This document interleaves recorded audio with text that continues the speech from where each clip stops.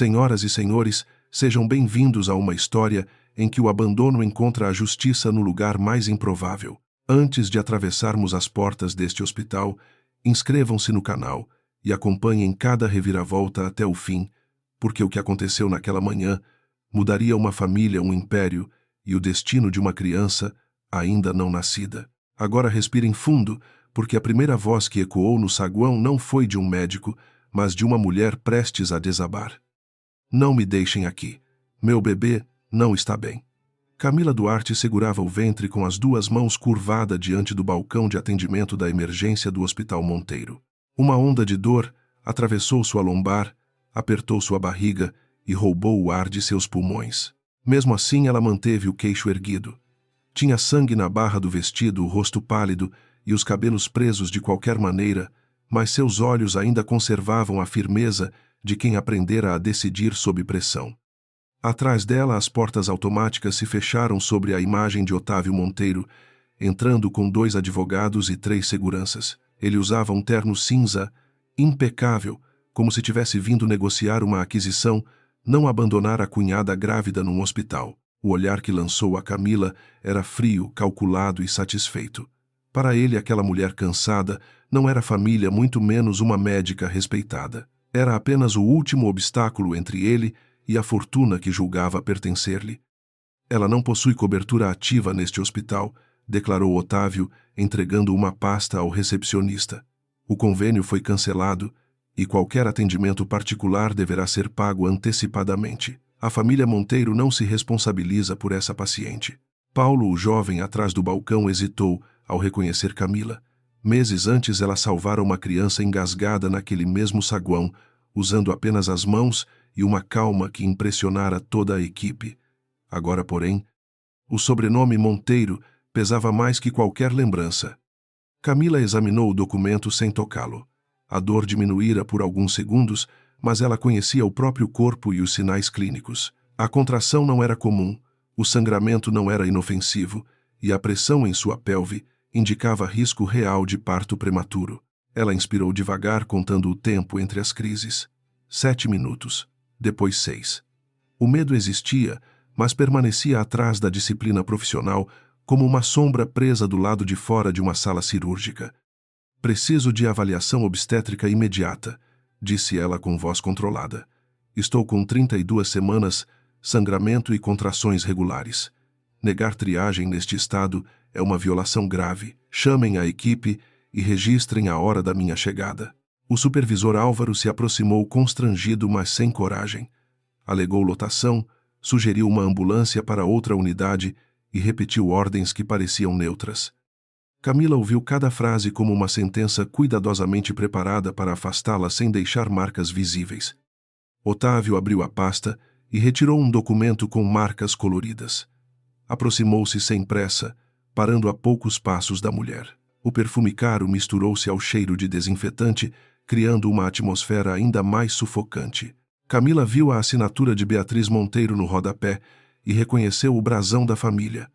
O papel declarava que o filho em seu ventre não seria reconhecido como herdeiro salvo mediante exame imposto pelo Conselho Patrimonial. A humilhação estava organizada em cláusulas. Assine, ordenou Otávio. Você renuncia a ações imóveis e participação no grupo. Em troca, pagaremos seu parto numa clínica de bairro e uma passagem para qualquer cidade onde decida desaparecer. Camila ergueu os olhos, e a memória de Leonardo surgiu com violência. Ele sorrindo, ao preparar café, discutindo nomes para o bebê, prometendo voltar depois de uma viagem curta.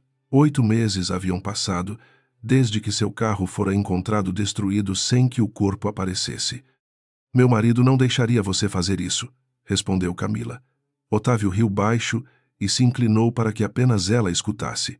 Disse que Leonardo estava morto, que os mortos não defendiam esposas e que crianças sem pai não herdavam impérios quando homens vivos sabiam agir primeiro. A crueldade despertou algo em Camila. Ela conhecia aquele tipo de arrogância. Vira cirurgiões esconderem erros e administradores apagarem prontuários. Todos acreditavam que a posição os tornava invulneráveis. Outra contração a atingiu com força. Camila levou a mão ao balcão, os joelhos dobraram e um murmúrio percorreu o saguão. Uma senhora começou a chorar. Um adolescente levantou o celular para filmar. Paulo saiu de trás do balcão disposto a ajudar, mas Álvaro segurou seu braço. Otávio permaneceu imóvel, observando a cunhada lutar para não cair. Em sua mente, aquela cena era útil. Quanto mais frágil ela parecesse, mais fácil seria apagar sua autoridade e sua versão dos fatos. Camila respirou em 4 tempos, como ensinava as pacientes em pânico. Quando a dor recuou, percebeu algo ainda mais inquietante. Não era apenas o sangramento. Havia um gosto metálico persistente em sua boca e uma tontura que começara depois do chá servido na mansão pela manhã. Ela recordou a criada evitando seu olhar e o comprimido que Otávio insistira para que tomasse, dizendo tratar-se de suplemento. Camila não engolira o comprimido, mas bebera o chá. A suspeita atravessou seu medo como uma lâmina. Quero que recolham meu sangue antes de qualquer medicação e exijo uma cópia lacrada da amostra. Otávio perdeu o sorriso por um segundo. Foi pouco, mas Camila viu. Aquele breve vazio confirmou que não enfrentava apenas abandono. Alguém queria controlar o que entraria em seu corpo e o que ficaria registrado. Ela endireitou a coluna, apesar da dor. Não possuía dinheiro disponível nem aliados visíveis, mas ainda tinha conhecimento, memória e a capacidade de transformar detalhes em prova. Os seguranças receberam um sinal discreto. Um deles avançou e pediu que Camila deixasse o saguão para não perturbar os pacientes.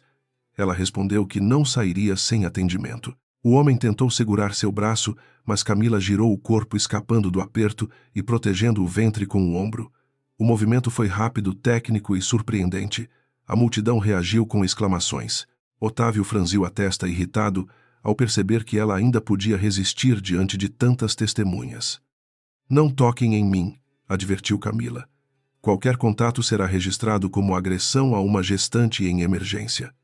O segurança hesitou, porém, o segundo homem fechou o caminho até a ala obstétrica.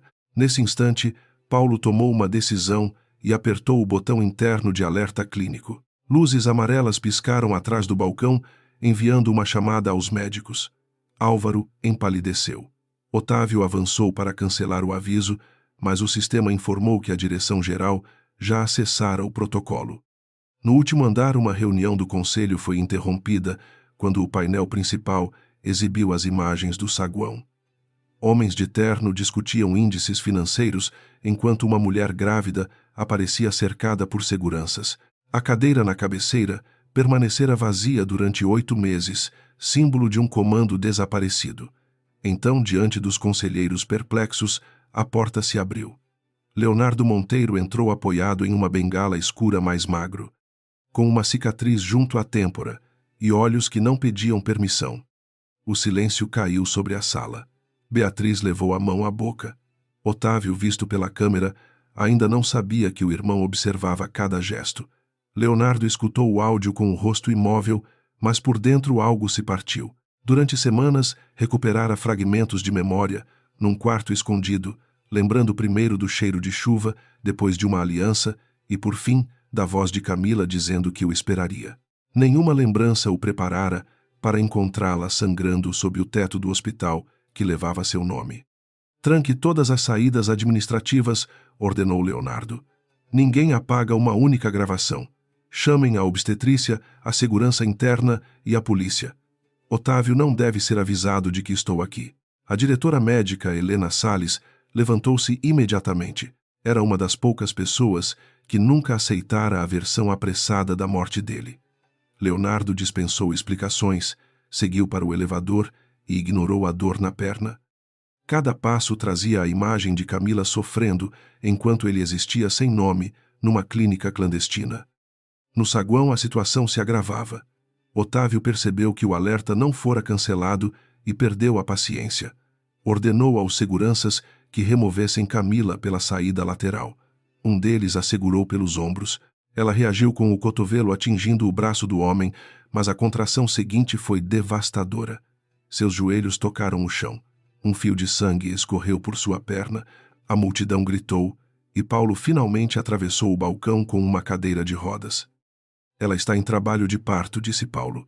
Eu não vou deixá-la morrer aqui. Álvaro tentou impedi-lo, mas Helena chegou com 2 enfermeiras e assumiu o controle. Mandou preparar a emergência obstétrica, coletar exames toxicológicos e registrar todos os presentes. Otávio se colocou diante da maca, alegando autoridade como presidente interino.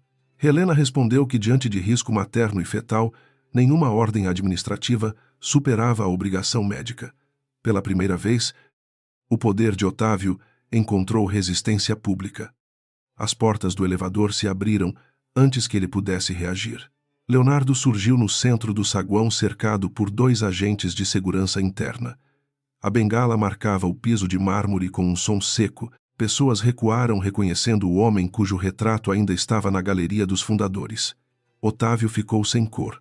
Beatriz, que descera por outro elevador, parou distante, incapaz de avançar. Camila ergueu o rosto e acreditou por um segundo que a dor lhe causava uma alucinação. Leonardo viu o sangue, a palidez e o medo que ela tentava esconder. Também viu a aliança ainda presa ao dedo de Camila. 8 meses de silêncio, violência e memória quebrada convergiram naquele instante. Ele abandonou, a bengala caminhou com dificuldade até ela e se ajoelhou no chão.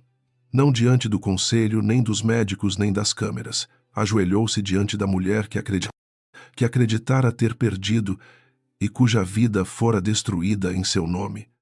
Perdoe-me, minha senhora, disse Leonardo com a voz baixa e trêmula. Seu marido voltou tarde demais, mas voltou. O saguão mergulhou num silêncio absoluto. Camila tocou o rosto dele como quem confirma a temperatura de um corpo. Sentiu a cicatriz, a barba curta e a respiração real. O amor tentou emergir primeiro, mas encontrou meses de luto, expulsão e humilhação. Sua mão recuou. Então, com a força que ainda possuía, ela acertou o rosto de Leonardo. Eu enterrei você, disse Camila chorando, sem perder a firmeza. Enterrei um caixão vazio, perdi minha casa e implorei para que sua família não chamasse nosso filho de fraude. Onde você estava quando eu precisei provar que existia? Leonardo recebeu cada palavra sem desviar os olhos. Queria explicar a emboscada, a perda de memória e o cativeiro, mas entendeu que qualquer justificativa seria egoísmo. Camila precisava sobreviver antes de ouvir sua história. Ele ordenou que a maca avançasse. A partir deste instante, você não ocupa cargo algum neste hospital, declarou Leonardo encarando Otávio. Se uma única prova desaparecer, todos saberão quem tentou matar minha esposa e meu filho. Otávio recuperou a compostura e afirmou que o irmão estava mentalmente incapaz, que o conselho exigiria avaliações e que Camila manipulava um homem ferido. Leonardo não respondeu. Mandou isolar os dispositivos do irmão e preservar as imagens. Seu olhar já não buscava vingança imediata, mas provas capazes de sustentar uma condenação. Beatriz finalmente se aproximou, mas Camila desviou o rosto. A mãe de Leonardo percebeu que não bastaria vê-lo vivo para apagar sua covardia. Algumas feridas não fechavam com milagres, apenas com verdade e reparação. Enquanto a maca atravessava as portas da ala obstétrica, Camila agarrou o pulso de Helena. Pediu que ninguém administrasse qualquer medicamento sem mostrar o frasco, o lote e a prescrição. Helena concordou, entendendo que a paciente temia algo muito maior que um parto prematuro. Leonardo caminhava ao lado da maca, tentando acompanhar o ritmo apesar da perna lesionada. A distância entre os dois era menor que 1 metro, mas parecia conter 8 meses de abandono. Ele queria segurar a mão de Camila. Ela não permitiu. Mesmo assim, não pediu que fosse embora. Na sala de avaliação, os monitores revelaram batimentos fetais acelerados e contrações intensas. Helena suspeitou de exposição a uma substância capaz de estimular o útero, confirmando o raciocínio que Camila construíra no saguão. Leonardo ouviu a hipótese e sentiu o sangue esfriar. Aquilo não era uma disputa patrimonial. Era uma tentativa de eliminar 2 pessoas e transformar uma morte prematura em complicação médica. Do lado de fora, Otávio observava policiais chegando e compreendia que o irmão voltara diferente. Ele já não era apenas o empresário idealista que podia ser surpreendido numa estrada. Era um sobrevivente que conhecia o preço da confiança e começava a enxergar a dimensão da rede criada dentro da própria família. Camila respirou fundo quando outra contração começou. Leonardo permaneceu próximo à porta, sem saber se tinha o direito de entrar. Ela abriu os olhos e o encontrou imóvel, marcado por culpa e determinação. Por um instante o passado e o presente se tocaram. Não havia reconciliação, apenas uma escolha urgente. Camila apontou para a cadeira ao lado da cama. Leonardo sentou-se. Ela não segurou sua mão, mas permitiu que ele ficasse. Enquanto a tempestade que cercava aquela família finalmente começava a revelar seu verdadeiro rosto. A porta da sala de avaliação se fechou, abafando o tumulto do corredor, mas não a tensão que acompanhara Camila até ali. Helena examinou o monitor, ajustou o transdutor e pediu que todos falassem baixo. O coração do bebê corria rápido, embora ainda mantivesse um ritmo regular. Camila respirava com cuidado, procurando distinguir cada contração da dor contínua que apertava sua lombar. Leonardo permaneceu sentado perto da parede, silencioso, como se qualquer palavra pudesse aumentar a distância que já existia entre eles. Helena solicitou exames completos, incluindo marcadores de coagulação e análise toxicológica. Depois explicou que tentaria interromper as contrações sem comprometer o bebê. Camila pediu para ver cada medicação antes da aplicação. A enfermeira Júlia trouxe os frascos, leu os nomes e mostrou os lotes. Só então Camila permitiu o acesso venoso. Leonardo observou aquele ritual com culpa crescente. Antes do desaparecimento, ele admirava a precisão profissional da esposa. Agora, entendia que a mesma precisão havia se transformado em defesa contra o hospital de sua própria família. Quando a primeira medicação começou a correr, Camila fechou os olhos e ouviu o som do monitor. O bebê se mexeu com força, arrancando dela um gemido que misturava alívio e medo. Leonardo deu um passo à frente, mas parou ao notar a rigidez em seu rosto. Ela não queria consolo automático, muito menos promessas. Queria fatos. Durante 8 meses, recebera apenas versões contraditórias, condolências vazias e ordens para aceitar a morte de um homem cujo corpo nunca fora encontrado. Agora, ele estava ali vivo, pedindo perdão, sem explicar o impossível. Comece pelo início, disse Camila sem olhar para ele. Não me poupe de nada e não tente transformar silêncio em proteção. Leonardo apoiou as mãos sobre a bengala. A cicatriz junto à têmpora parecia mais funda sob a luz branca. Ele contou que na noite da viagem descobrira alterações em relatórios de compras do hospital. Medicamentos experimentais apareciam classificados como suplementos comuns e pagamentos passavam por empresas sem funcionários. Marcaram um encontro com um auditor fora da cidade, acreditando que poderia agir sem alertar o conselho. Na estrada, um caminhão bloqueou a pista e 2 veículos cercaram seu carro. O motorista tentou escapar, mas uma colisão lançou o automóvel contra a proteção de concreto. Leonardo lembrava apenas de vidro quebrado, cheiro de combustível, e uma voz ordenando que ninguém deixasse testemunhas. Depois tudo se dissolvera. Acordara semanas mais tarde numa clínica particular, sem documentos, com outro nome escrito na pulseira e memórias reduzidas a imagens soltas. Disseram que sofrera um acidente sozinho e que a confusão era efeito do trauma. Camila manteve o rosto imóvel, embora cada detalhe abrisse uma ferida antiga.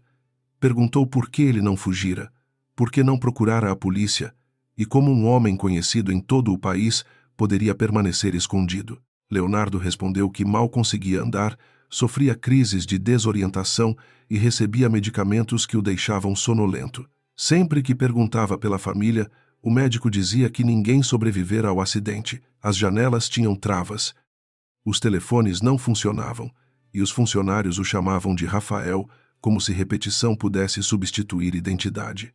A memória começou a voltar quando uma enfermeira derrubou uma bandeja e uma aliança rolou pelo chão. O som do metal despertou nele a imagem de Camila sorrindo durante o casamento, com chuva batendo nos vitrais. Na mesma noite, encontrou no bolso de um casaco antigo um pedaço de papel com o endereço de um galpão. Não sabia quem o colocara ali, mas fingiu continuar confuso. Passou dias observando horários, portas e câmeras, até compreender que a clínica não era lugar de recuperação. Era uma prisão cuidadosamente administrada. Leonardo escapou durante uma queda de energia, atravessando um depósito e descendo por uma área de serviço. Um jardineiro o encontrou caído perto da estrada e o levou para uma pequena unidade de saúde. Ali uma médica reconheceu seu rosto, mas aceitou manter silêncio quando ele explicou que suspeitava de pessoas dentro do próprio grupo Monteiro. Durante semanas, recuperou forças, reuniu documentos e procurou Helena, a única diretora que nunca assinara o relatório definitivo de sua morte. Voltou ao hospital apenas quando conseguiu acesso seguro às câmeras internas. Camila abriu os olhos. A história era possível, talvez até verdadeira, porém não apagava o abandono que sofrera.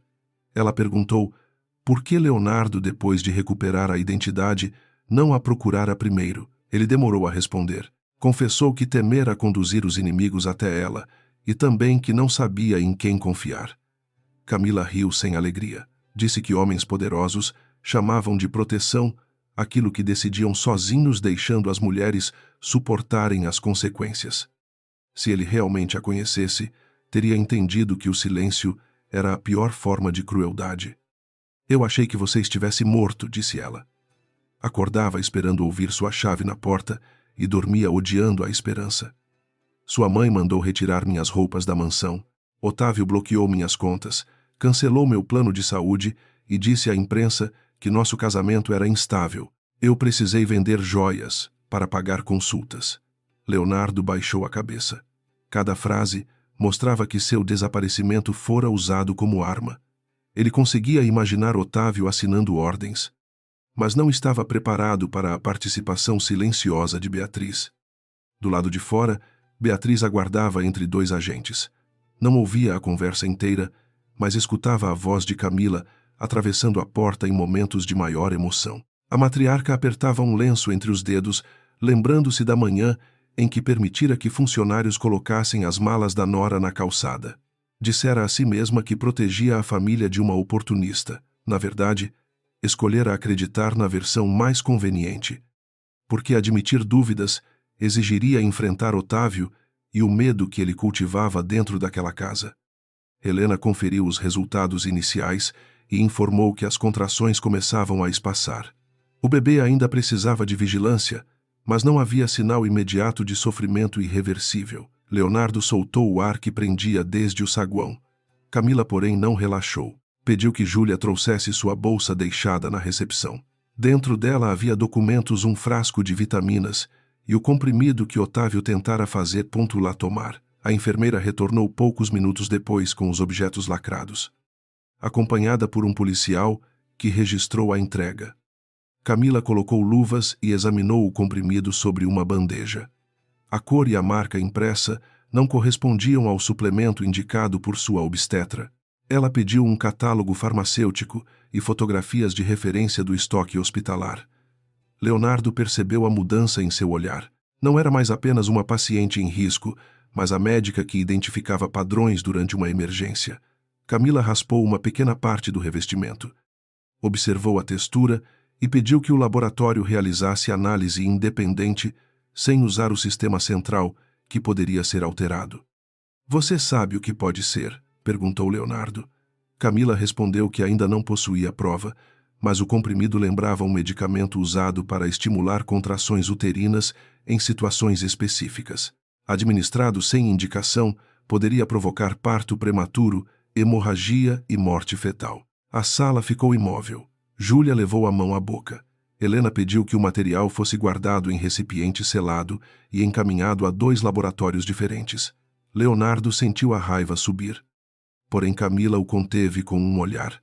Fúria sem estratégia apenas favoreceria o culpado. A enfermeira trouxe também a cópia da prescrição eletrônica registrada em nome de Camila naquela manhã.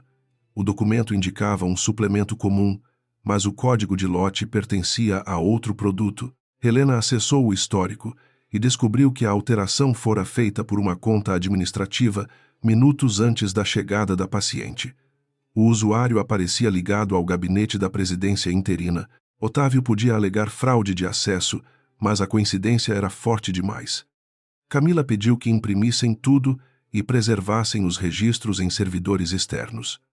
Leonardo chamou o chefe de segurança e ordenou que ninguém deixasse o hospital sem identificação, mas Camila interrompeu antes que ele mandasse prender o irmão. Explicou que Otávio esperava uma reação impulsiva, Se fosse detido cedo demais, acionaria advogados, alegaria perseguição e destruiria provas por meio de aliados. Eles precisavam descobrir quem preparara o chá, quem alterara a prescrição e quem controlava a clínica onde Leonardo fora mantido. O bilionário a encarou com uma mistura de orgulho e remorso. Mesmo ferida, ela pensava vários movimentos à frente. Você ainda confia em mim o suficiente para planejar ao meu lado? Perguntou ele. Camila demorou a responder. Disse que confiava em sua capacidade de enfrentar uma ameaça, não em suas decisões pessoais. A diferença era essencial. Leonardo aceitou sem protestar. Entregou a ela o telefone que carregava e mostrou arquivos reunidos desde a fuga.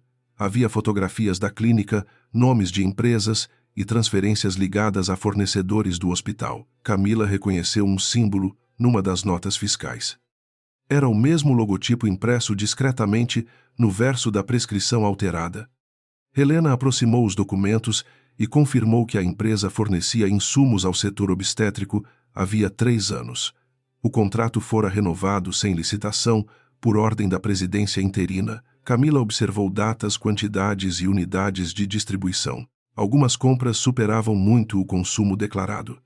Isso poderia significar desvio, falsificação ou uso não registrado em pacientes. Leonardo percebeu que o ataque contra ele e a tentativa contra o bebê talvez fizessem parte de algo mais amplo.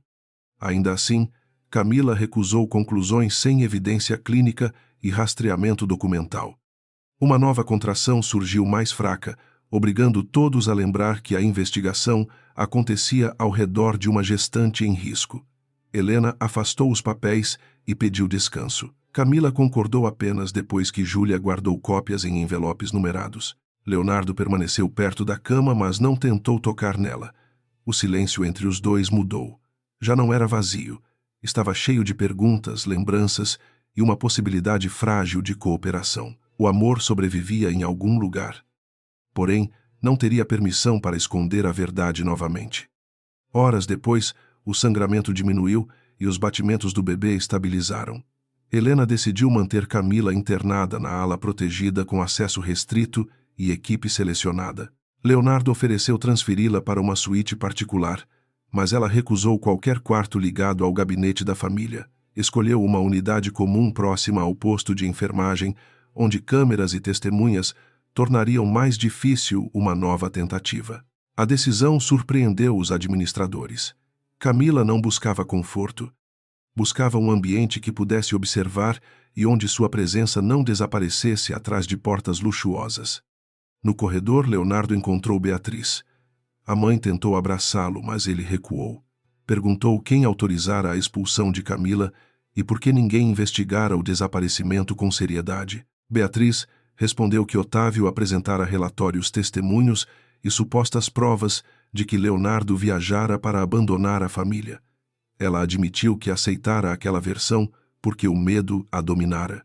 Leonardo disse que medo explicava escolhas, mas não as absolvia, pela primeira vez. Beatriz enxergou no filho não o herdeiro recuperado, mas o juiz de suas omissões.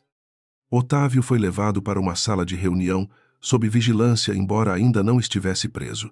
Mantinha o sorriso e exigia falar com os advogados. Quando Leonardo entrou, os irmãos se encararam através de uma mesa longa. Otávio afirmou que o retorno dele não mudava a governança e que qualquer acusação seria vista como efeito de lesão cerebral. Leonardo não revelou o comprimido nem os registros preservados. Disse apenas que retomaria o cargo e revisaria cada contrato. A confiança de Otávio vacilou por um instante suficiente para confirmar que havia algo a temer. De volta ao quarto, Camila encontrou uma caixa com suas roupas, documentos pessoais e a aliança de Leonardo recuperada entre os objetos da clínica. Ele colocou a joia sobre a mesa sem pedir que ela fizesse nada. Contou que acordava todas as noites tentando lembrar o rosto dela e que a culpa se tornara mais clara à medida que a memória voltava. Camila respondeu que culpa não reconstruía confiança. Era preciso verdade, constância e disposição para aceitar que talvez ela nunca conseguisse voltar ao que foram. Leonardo concordou. Disse que não exigiria perdão nem usaria o bebê como ponte entre eles.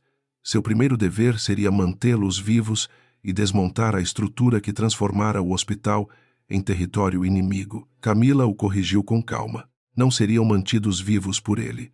Lutariam juntos, cada um com sua competência. Ela conhecia a medicina, registros clínicos e o comportamento de profissionais sob pressão. Ele conhecia finanças, contratos e os homens que ocupavam o conselho. Se quisesse sua ajuda, teria de dividir informações e decisões. A resposta despertou algo que Leonardo julgara perdido durante o cativeiro.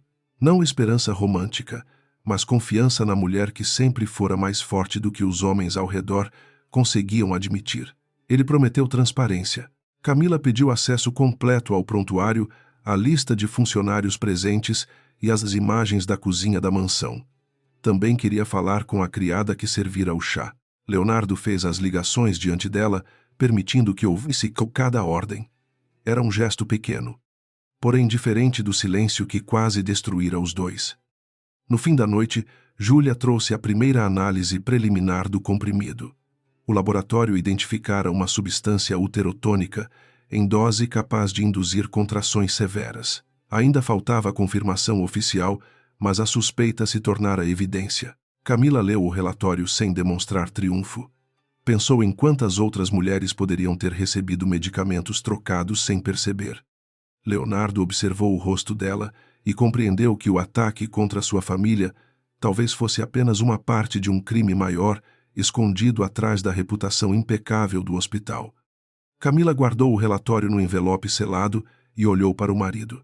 Disse que a partir daquele momento ninguém deveria saber o quanto eles já haviam descoberto. Otávio precisava acreditar que a tentativa falhara por acaso e que ela continuava isolada. Leonardo concordou, embora cada instinto pedisse confronto imediato.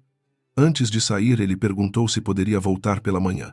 Camila respondeu que poderia desde que trouxesse respostas sobre a clínica e não flores. Ele quase sorriu, mas respeitou a seriedade daquele primeiro acordo. Quando ficou sozinha, Camila pousou a mão sobre o ventre e sentiu o bebê se mover. Não sabia se Leonardo mereceria outra chance, nem se a verdade seria capaz de reparar 8 meses de ausência. Sabia apenas que o filho sobrevivera à primeira tentativa e que alguém dentro de uma instituição, criada para salvar vidas, transformara conhecimento médico em arma. Do outro lado da porta, Leonardo permanecia de guarda. Entre os dois, a confiança ainda era apenas uma linha fina, mas já possuía força suficiente para iniciar uma guerra. A manhã nasceu coberta por uma chuva fina e o Hospital Monteiro parecia mais silencioso do que de costume. Camila acordou antes do primeiro exame, com a mão sobre o ventre e a mente presa aos dados do comprimido adulterado. O bebê se movia com regularidade, sinal que a tranquilizava apenas em parte. Ela sabia que sobreviver a uma tentativa não significava estar segura. Em algum ponto daquele prédio, alguém ainda possuía acesso a prontuários, medicamentos e rotinas internas. Júlia entrou carregando uma bandeja de café, frutas e 3 envelopes lacrados. Em vez de deixá-los sobre a mesa, mostrou primeiro as etiquetas, os horários e as assinaturas. Camila aprovou o cuidado e agradeceu sem sorrir. O primeiro envelope continha a confirmação toxicológica da substância uterotônica. O segundo trazia a lista de usuários que haviam acessado sua prescrição. O terceiro parecia mais simples, mas se tornaria o mais importante. Reunia registros de outras gestantes tratadas pelo mesmo fornecedor. Camila leu os nomes com atenção crescente. 27 mulheres haviam sido atendidas nos últimos 2 anos por sangramento, contrações súbitas ou perda fetal.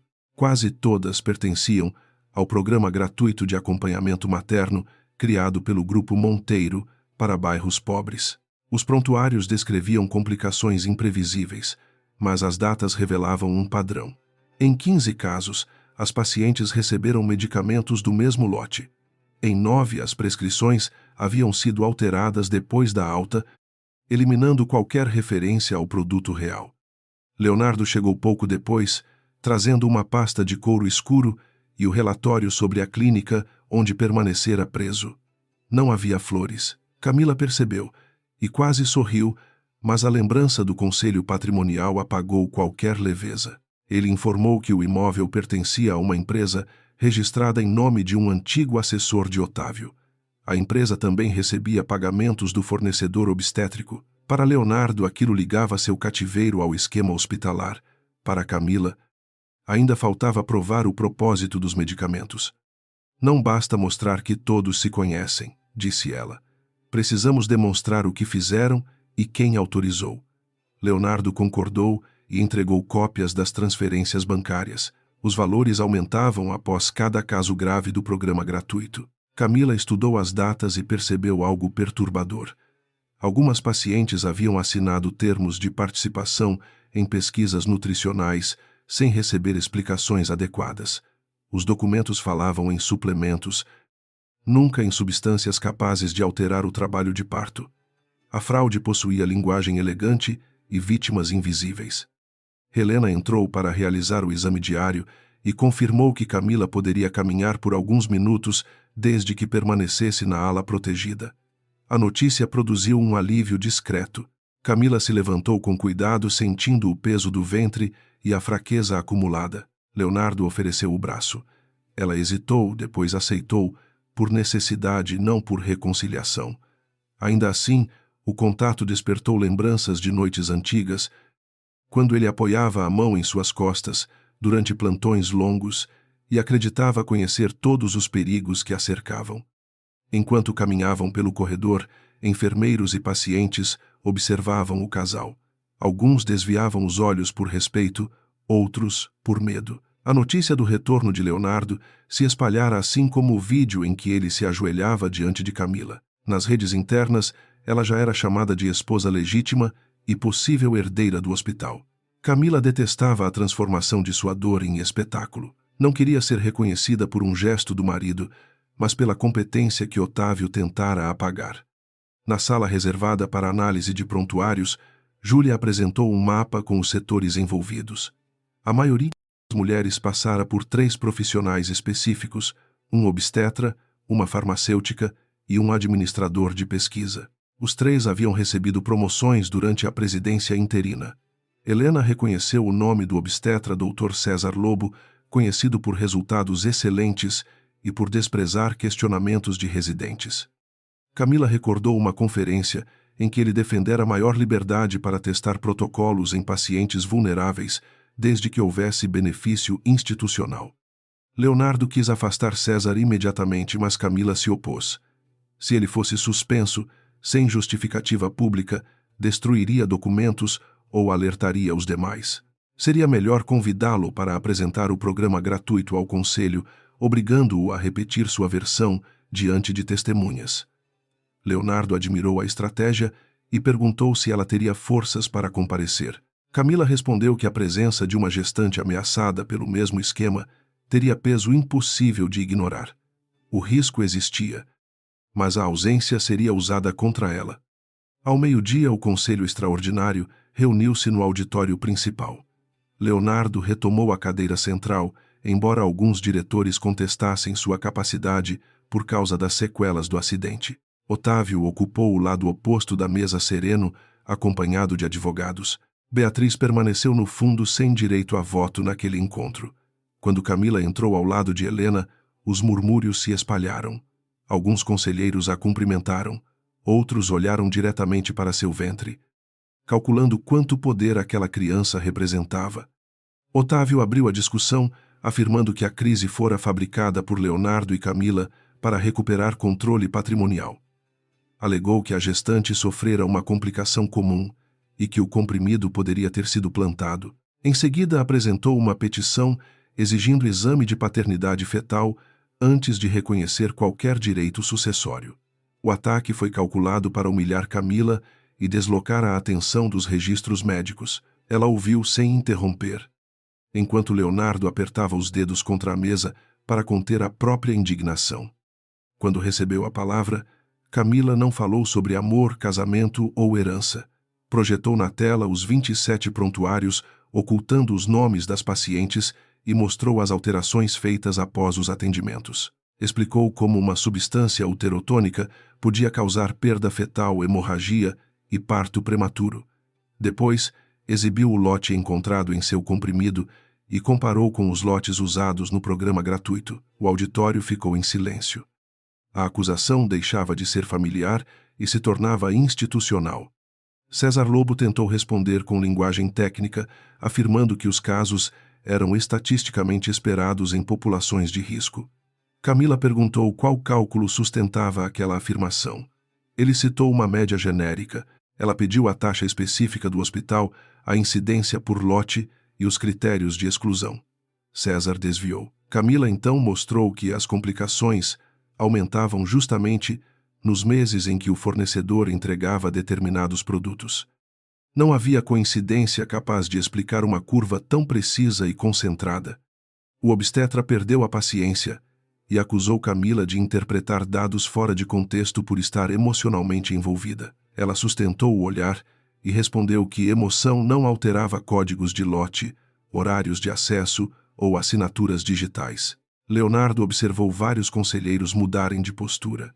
Eles talvez não confiassem em Camila como membro da família, mas reconheciam a autoridade de uma médica que dominava cada número apresentado. Otávio percebeu a mudança e interrompeu, exigindo que o exame de paternidade fosse votado primeiro.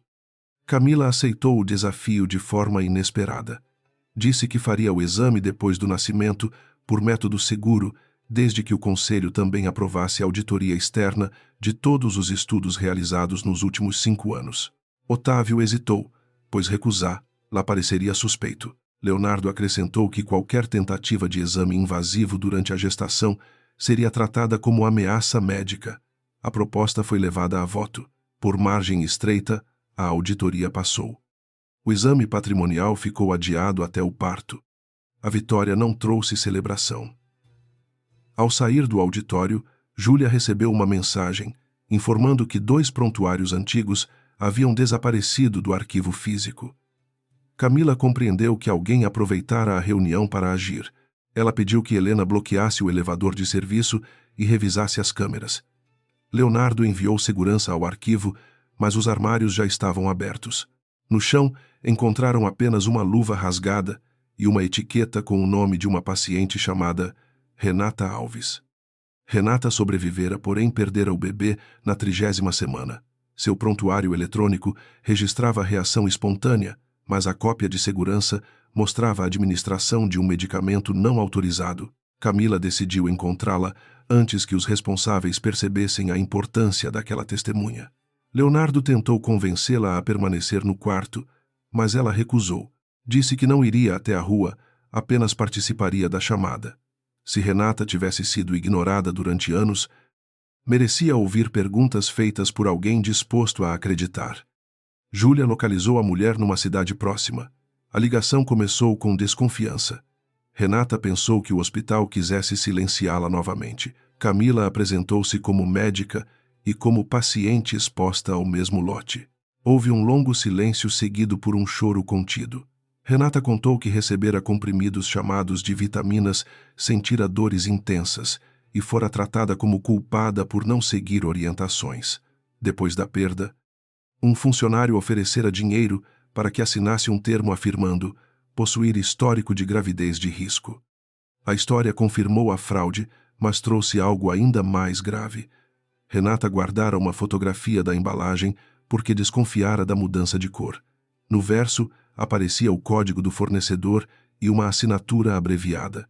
Camila pediu que ela não enviasse o arquivo pelo sistema comum. Leonardo providenciou um canal seguro e uma equipe jurídica independente para protegê-la. Renata concordou em testemunhar, desde que outras mulheres também fossem ouvidas. Não queria ser usada como caso isolado e depois abandonada. Após a chamada, Camila ficou em silêncio diante da janela. A chuva escorria pelo vidro, deformando as luzes da cidade. Leonardo aproximou-se sem tocar. Lá, ela confessou que o medo maior não era perder herança, cargo ou reputação. Era descobrir que o hospital onde aprendera a salvar vidas havia usado mulheres pobres como material descartável. Leonardo respondeu que o nome Monteiro não merecia ser preservado se dependesse daquele tipo de silêncio. Pela primeira vez, Camila acreditou que ele compreendia a extensão moral da batalha. O momento de proximidade terminou quando o laboratório enviou o resultado da análise do chá, servido na mansão. O recipiente recolhido na cozinha continha traços da mesma substância encontrada no comprimido. A criada responsável pelo serviço, Dona Célia, desaparecera naquela manhã. Seu quarto estava vazio e o telefone desligado. Beatriz reconheceu que Célia trabalhava para a família havia 20 anos. Otávio a descreveu como instável, insinuando que ela agira sozinha. Camila considerou a explicação conveniente demais. Leonardo ordenou que procurassem Célia com discrição. Camila pediu acesso às folhas de pagamento e descobriu que o filho da criada recebera tratamento numa clínica ligada ao grupo. Havia dívidas canceladas e transferências recentes. Isso poderia indicar suborno ou coerção. Em vez de condenar Célia, Camila sugeriu que alguém ameaçara o rapaz para obrigá-la a colaborar. A hipótese irritou Otávio quando foi confrontado, embora ele fingisse indiferença. Sua arrogância começava a produzir fissuras visíveis. Naquela noite, Camila recebeu autorização para voltar ao quarto e descansar. Leonardo permaneceu perto da porta revendo os documentos. Ela observou a concentração dele e a forma como a dor na perna surgia, sempre que mudava de posição, e o esforço para esconder Tolá. Durante o casamento ele costumava proteger todos ao redor, até transformar o próprio sofrimento em segredo. Camila percebeu que esse hábito não nascera apenas do orgulho. Era também medo de ser visto como fraco por uma família construída sobre competição. Você ainda acha que precisa suportar tudo sozinho, disse ela. Leonardo ergueu os olhos. Admitiu que o cativeiro o ensinara a desconfiar até da própria memória. Algumas noites acordava sem saber se Camila existia ou se era uma invenção criada para sobreviver. Ela sentiu a raiva perder espaço para uma compaixão cuidadosa. Não o perdoava, mas compreendia que ele também carregava feridas invisíveis. Camila pediu que ele jamais usasse essas feridas como motivo para decidir por ela novamente. Leonardo prometeu. Depois contou que durante a fuga encontrara uma gravação parcial do pai discutindo com César Lobo sobre pacientes não informadas. A voz do velho Monteiro dizia que encerraria o programa e entregaria tudo às autoridades. 2 dias depois, ele morrera de um suposto ataque cardíaco. Camila pediu o laudo da morte e percebeu que a autópsia fora dispensada por decisão familiar. Beatriz assinara a autorização pressionada por Otávio II, confessou mais tarde. A revelação uniu os fios com clareza dolorosa. O pai de Leonardo descobrira o esquema, ameaçara expô-lo e morrera antes de agir. Leonardo investigara contratos semelhantes e sofrera a emboscada. Agora Camila, grávida do herdeiro, fora atacada com a mesma substância usada nas pacientes. Ainda faltava demonstrar quem comandava tudo, mas o padrão indicava uma estrutura de proteção interna. Camila pediu que nenhum documento fosse mantido em um único lugar. Cópias seriam distribuídas entre advogados, polícia e imprensa de confiança. Antes de dormir, Camila recebeu uma mensagem anônima no telefone seguro. O texto dizia que o próximo prontuário a desaparecer seria o dela. Em seguida surgiu uma fotografia tirada poucos minutos antes, mostrando Leonardo sentado ao lado da cama. Alguém os observava de dentro da ala protegida. Leonardo chamou a segurança, mas Camila impediu qualquer evacuação precipitada. Se o invasor estava próximo, movimentar todos apenas facilitaria sua fuga. Ela analisou o ângulo da imagem e apontou para a janela interna do posto de enfermagem. Júlia revisou as câmeras e encontrou um funcionário usando crachá falsificado.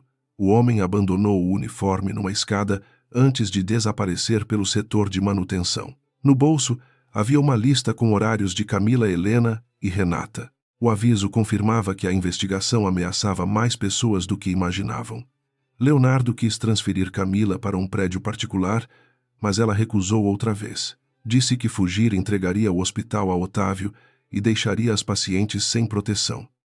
Camila segurou a mão de Leonardo por alguns segundos, não como esposa reconciliada, mas como parceira de combate. Disse que o filho deles herdaria apenas aquilo que pudessem limpar, sem esconder sangue sob o mármore. Leonardo fechou os dedos ao redor dos dela e respondeu que não lutava mais para salvar um império, mas para impedir que o poder continuasse escolhendo quem merecia viver. Do lado de fora a chuva cessou. Dentro do hospital, porém, A guerra acabava de revelar seu verdadeiro tamanho. O alerta começou às 2h17 da madrugada, quando todas as portas automáticas do Hospital Monteiro se fecharam ao mesmo tempo. As luzes permaneceram acesas, mas os elevadores pararam entre os andares, e uma mensagem informou que o prédio entrara em protocolo de segurança sanitária. Camila acordou com o som metálico das travas e compreendeu imediatamente que aquilo não era uma falha técnica. Leonardo já estava de pé, a bengala esquecida ao lado da cadeira, enquanto Júlia tentava acessar o sistema interno sem sucesso. Helena chegou ao quarto, acompanhada por 2 enfermeiros, e confirmou que ninguém havia autorizado o bloqueio. O comando partira da sala administrativa, controlada por Otávio, sob a justificativa de uma contaminação química inexistente. Ao mesmo tempo, câmeras de vários corredores deixaram de transmitir. Camila pediu que todos desligassem os telefones ligados à rede do hospital. Se Otávio dominava o sistema, poderia localizar cada aparelho e acompanhar seus movimentos. A calma dela impediu que o medo se transformasse em pânico dentro da ala. Júlia tentou copiar os últimos registros para um dispositivo externo, mas a tela congelou antes da conclusão. Então recebeu uma ligação curta de um número desconhecido. Uma voz masculina ordenou que ela fosse ao arquivo antigo sozinha, caso quisesse manter a mãe viva. Júlia empalideceu e tentou esconder o telefone, porém Camila percebeu a mudança em sua respiração. Antes que alguém pudesse detê-la, a enfermeira correu para o corredor. 2 minutos depois, seu crachá apareceu abandonado diante de uma escada de serviço. Leonardo quis acionar a polícia, mas todas as linhas externas estavam bloqueadas. A rede móvel também falhava dentro das paredes reforçadas. Otávio havia transformado o hospital numa ilha. Camila pediu o mapa técnico do prédio e lembrou que antigos centros médicos possuíam túneis de manutenção para oxigênio, água e energia. Leonardo conhecia parte da estrutura porque o pai lhe mostrara as instalações quando ainda era adolescente. Um acesso ficava atrás da lavanderia. Outro próximo ao laboratório desativado no subsolo. Helena tentou impedir Camila de acompanhá-los. A gestação ainda exigia repouso e qualquer esforço poderia reativar as contrações. Camila respondeu que Júlia fora capturada por ajudá-la e que os sequestradores esperariam Leonardo, não uma médica grávida capaz de reconhecer rotas clínicas. Ela prometeu avançar devagar e parar ao primeiro sinal de dor. Leonardo não gostou da decisão, mas recordou a promessa de não escolher por ela, em vez de proibir. Ajustou um colete leve sobre seus ombros e entregou-lhe uma lanterna. O grupo deixou o quarto por uma passagem usada para recolher roupas contaminadas. Helena permaneceu na ala para proteger os pacientes e registrar qualquer alteração. Leonardo, Camila e o chefe de segurança Miguel desceram por uma escada estreita, guiados pelo ruído dos geradores. O ar tornou-se úmido e quente. Canos antigos corriam pelas paredes marcados com setas quase apagadas. Camila apoiava uma mão no ventre e outra no corrimão, controlando a respiração para esconder o cansaço. No primeiro entroncamento, encontraram sangue no chão e o cordão do crachá de Júlia preso a uma grade. Miguel quis seguir as marcas diretamente, mas Camila observou que o sangue formava gotas regulares demais. Alguém o derramara para criar uma trilha. Ela apontou marcas recentes de sapato na direção oposta, perto de um duto de ventilação. Leonardo reconheceu a lógica e mudou o caminho. A confiança entre eles já não dependia de palavras afetivas, mas da precisão com que cada um completava o raciocínio do outro. Seguiram por um corredor tão baixo que Leonardo precisou curvar a cabeça. O esforço agravou a dor em sua perna e por alguns instantes ele perdeu o equilíbrio. Camila segurou seu braço antes da queda. O contato despertou nele uma imagem fragmentada da noite da emboscada. Lembrou-se de mãos arrastando seu corpo por uma superfície metálica, do cheiro de desinfetante industrial e de uma voz dizendo que o paciente deveria permanecer vivo até revelar onde escondera os relatórios. Leonardo contou a lembrança enquanto avançavam. A voz que ouvira pertencia a alguém que usava um anel pesado e batia os dedos numa bandeja. Camila recordou que César Lobo usava um anel com o símbolo da Associação Médica. A coincidência não bastava, mas indicava que o obstetra podia ter participado diretamente do cativeiro. Miguel perguntou por que manter Leonardo vivo. Ele respondeu que havia criado cópias criptografadas dos contratos.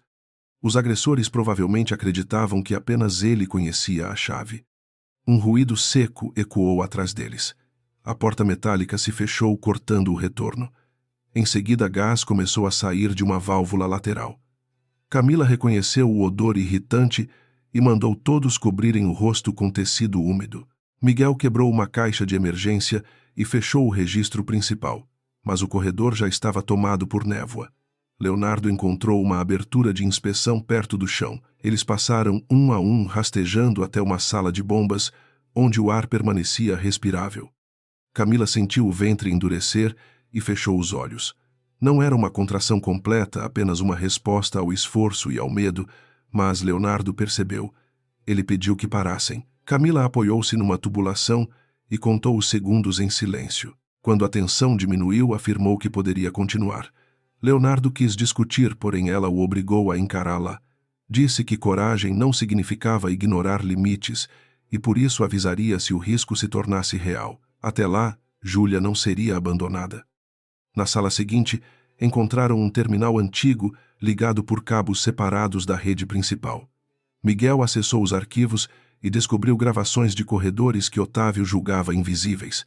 Uma imagem mostrava Júlia sendo conduzida por 2 homens até o laboratório desativado. Outra revelava César entrando no mesmo setor com uma maleta térmica. Camila pediu que Miguel copiasse tudo. Antes que terminasse, o sistema exibiu uma contagem regressiva para apagamento total. Restavam menos de 4 minutos. Leonardo conectou o dispositivo criptografado que trouxera e iniciou a transferência. O processo avançava lentamente. Camila examinou as pastas abertas e reconheceu códigos usados em pesquisas clínicas. Havia listas de gestantes doses administradas e resultados classificados como perdas aceitáveis. Em uma coluna, o nome de Renata aparecia ao lado de uma observação sobre resistência ao protocolo. Camila sentiu náusea. Aqueles documentos não registravam acidentes. Registravam experiências deliberadas conduzidas sobre mulheres que jamais haviam dado consentimento real. A contagem chegou a 40 segundos, quando a transferência terminou. Miguel desconectou o dispositivo e a tela apagou logo depois. Um estrondo veio do corredor. Os homens que guardavam Júlia haviam percebido a invasão. Leonardo apagou as lanternas e distribuiu posições. Camila ficou atrás de uma mesa de aço, observando as sombras sob a porta. Quando o primeiro agressor entrou, Miguel o desarmou. O segundo avançou com uma barra metálica, mas Leonardo usou a bengala para derrubá-lo antes que alcançasse Camila. O confronto foi rápido e brutal. Leonardo recebeu um golpe no ombro, reagiu com precisão e imobilizou o homem contra a parede. Camila encontrou um cartão de acesso no bolso do primeiro agressor e abriu a porta interna do laboratório. Júlia estava amarrada a uma cadeira, com um corte na testa, e os olhos ainda atentos. Ao vê-la, tentou avisar sobre uma armadilha. Camila percebeu um fio ligado ao trinco e impediu Miguel de avançar. O mecanismo acionaria uma descarga elétrica no piso molhado. Usando uma pinça isolada encontrada numa caixa de manutenção, Camila cortou o circuito correto. Júlia foi libertada segundos depois e contou que os sequestradores queriam saber onde estavam as cópias dos prontuários. Ela não respondera. Também ouvira César discutir com alguém pelo rádio, dizendo que o servidor principal deveria ser transferido antes do amanhecer. O equipamento ficava numa sala técnica sob o centro cirúrgico. Se conseguissem alcançá-lo, poderiam obter a base completa dos experimentos. Leonardo queria retirar Júlia e Camila imediatamente, mas a enfermeira recusou sair sem destruir o acesso de Otávio aos dados. Camila concordou. O servidor não era apenas prova, também continha informações capazes de identificar outras vítimas. Miguel encontrou um carrinho de transporte e acomodou Júlia, que estava tonta. Eles seguiram por uma passagem paralela enquanto alarmes falsos começavam a soar em todo o prédio. A intenção era espalhar pânico entre pacientes e obrigar Helena a abandonar a ala protegida. No centro cirúrgico, Helena enfrentava outra batalha. Funcionários leais a Otávio tentavam transferir pacientes para setores sem monitoramento, alegando risco de contaminação. Ela recusou e organizou médicos em equipes independentes. Quando um administrador tentou retirar os geradores portáteis, Helena bloqueou a porta com macas e anunciou que registraria cada nome para futura responsabilização. A resistência dela impediu que o hospital mergulhasse no caos completo e comprou o tempo de que Camila precisava nos corredores subterrâneos. O acesso ao servidor ficava atrás de uma parede falsa na antiga sala de esterilização. Leonardo lembrava ter visto o pai entrar ali anos antes. Usou o cartão roubado, mas a porta exigiu uma segunda autenticação. Júlia informou que César carregava uma maleta térmica com leitor biométrico. Camila deduziu que o obstetra provavelmente usaria a própria impressão digital. Miguel retornou ao laboratório. Coletou a marca deixada por César num frasco de vidro e improvisou uma película para enganar o sensor. A porta se abriu com um clique. Dentro da sala, dezenas de unidades piscavam em fileiras alimentadas por um sistema independente.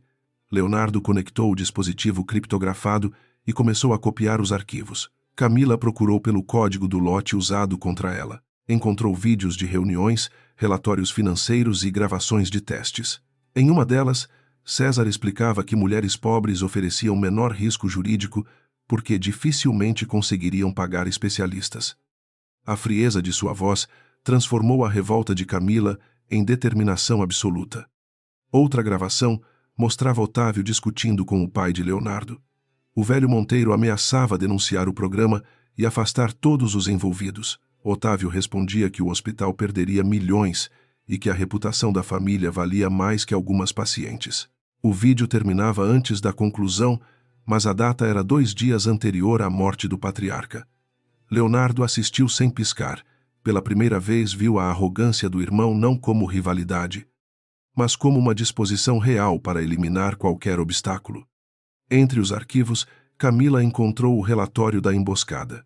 O documento usava linguagem codificada, porém, descrevia o bloqueio de uma estrada, a retirada de um alvo vivo e a transferência para uma unidade clínica. Ao lado, havia uma autorização digital, vinculada ao gabinete de Otávio. Leonardo fechou os olhos quando outra memória surgiu. Viu César injetando algo em seu braço e ouviu o irmão dizer que um homem sem memória era mais útil que um cadáver, porque poderia ser declarado incapaz caso retornasse. A transferência alcançou 70% quando as luzes vermelhas acenderam. César apareceu na entrada acompanhado por 4 homens. Ele não tentou negar nada. Disse que Camila sempre fora inteligente demais para compreender os limites de sua posição. Chamou as vítimas de custos inevitáveis do progresso e acusou Leonardo de colocar sentimentalismo acima da sobrevivência empresarial. Camila respondeu que qualquer ciência construída sem consentimento era apenas violência vestida de autoridade. A frase atingiu César mais do que uma ameaça. Os homens avançaram. Miguel derrubou o primeiro enquanto Leonardo bloqueou o segundo com a bengala. Júlia puxou um alarme manual, produzindo um ruído ensurdecedor. Camila afastou-se do combate e procurou proteger o dispositivo de cópia. César percebeu e correu em sua direção. Ele segurou seu braço com força, dizendo que uma queda poderia encerrar todos os problemas. Camila girou o corpo, usou o impulso dele contra o próprio equilíbrio e o lançou sobre uma mesa de instrumentos. César levantou-se furioso e sacou uma seringa. Antes que pudesse avançar, Leonardo o atingiu no pulso. A seringa caiu e quebrou no chão. O líquido liberou um odor semelhante ao chá servido na mansão. Camila recolheu o rótulo com uma pinça e viu o mesmo código do lote. A prova ligava o obstetra diretamente à tentativa contra ela. César tentou fugir, mas Miguel o prendeu contra a parede. Nesse instante, o sistema informou que a cópia estava completa. Otávio, porém, já preparara o último movimento. As telas da sala exibiram imagens de Camila acessando prontuários, retirando arquivos e entrando em áreas restritas. Os vídeos haviam sido cortados para fazê-la parecer responsável pelo roubo de dados. Em seguida, uma transmissão interna anunciou que a médica Camila Duarte era procurada por violação de sigilo e sabotagem hospitalar. César sorriu, mesmo imobilizado.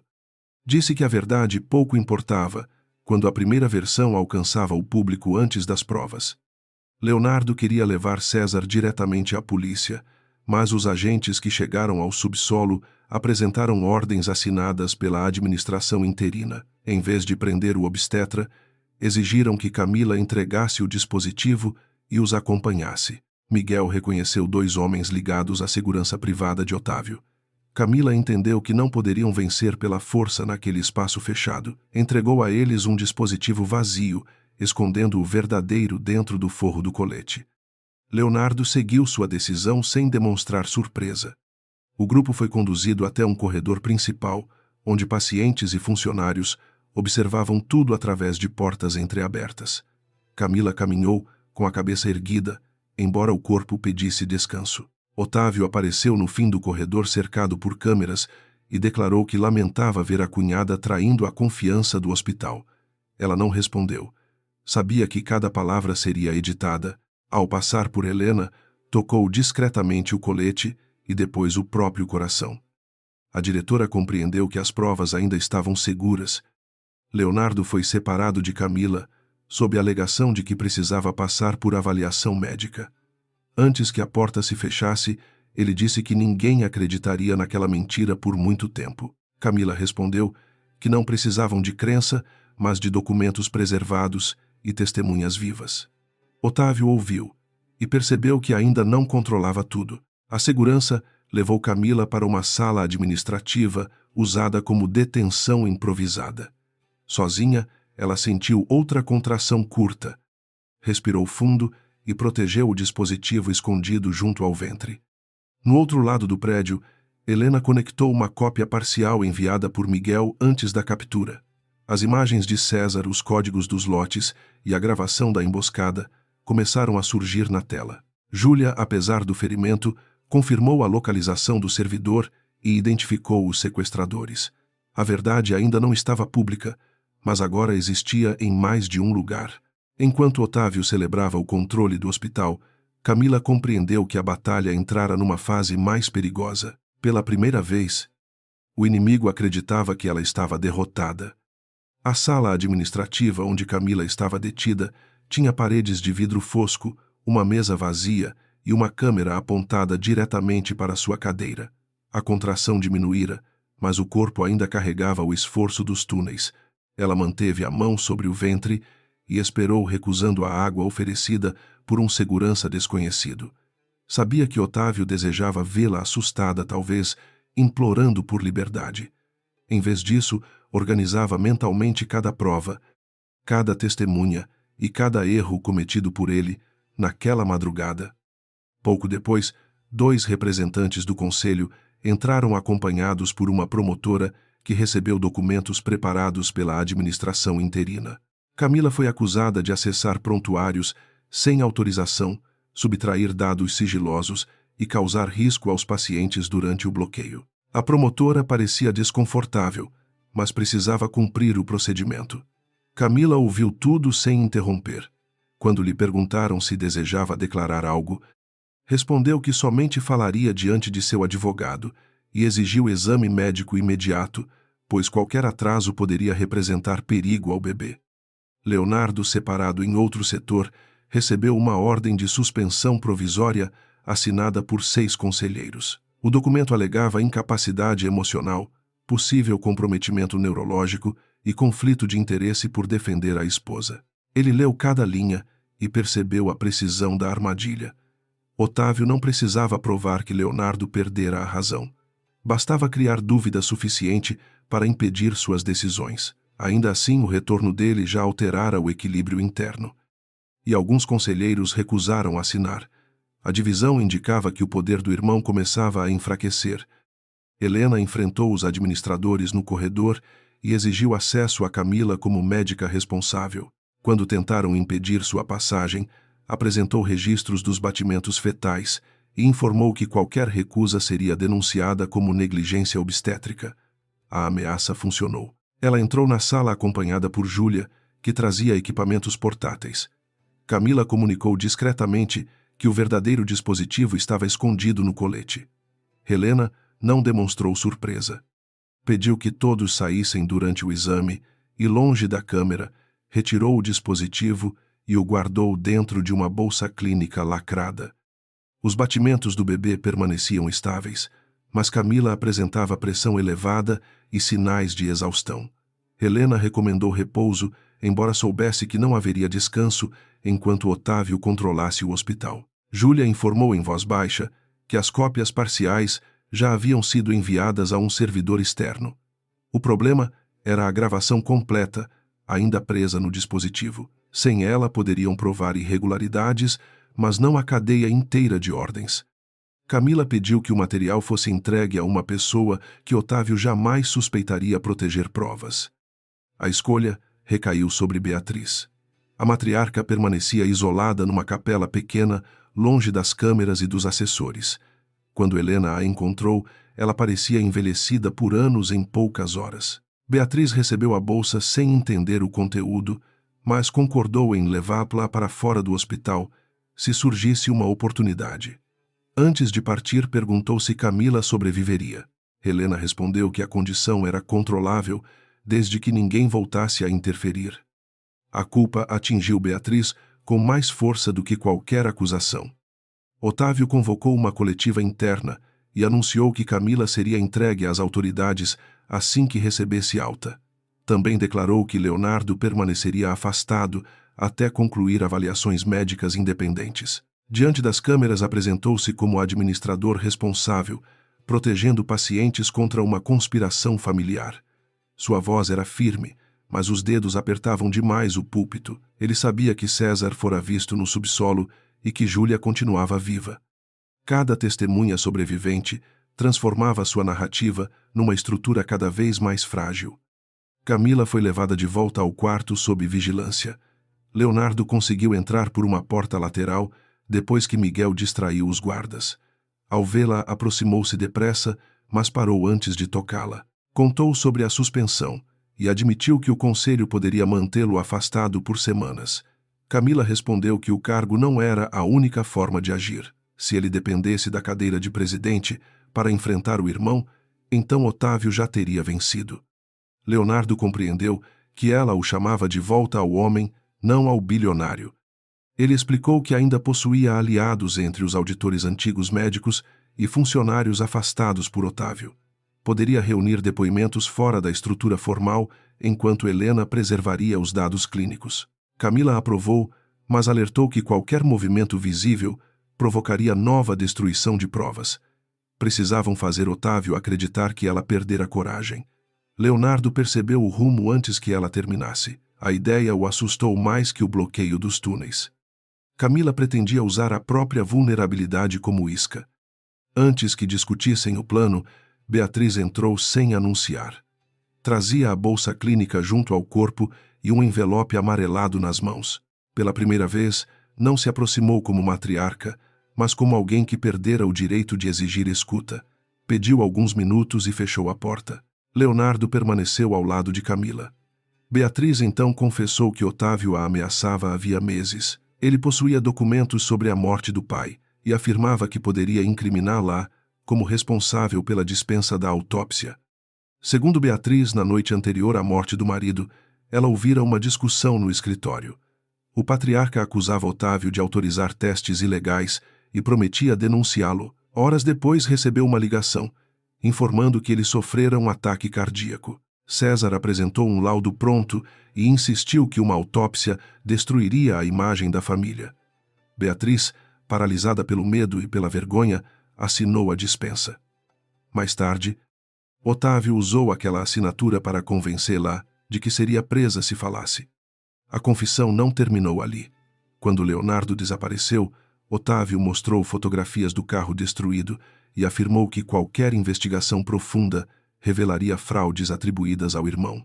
Também ameaçou interromper o tratamento do neto de Célia, a criada responsável pelo chá.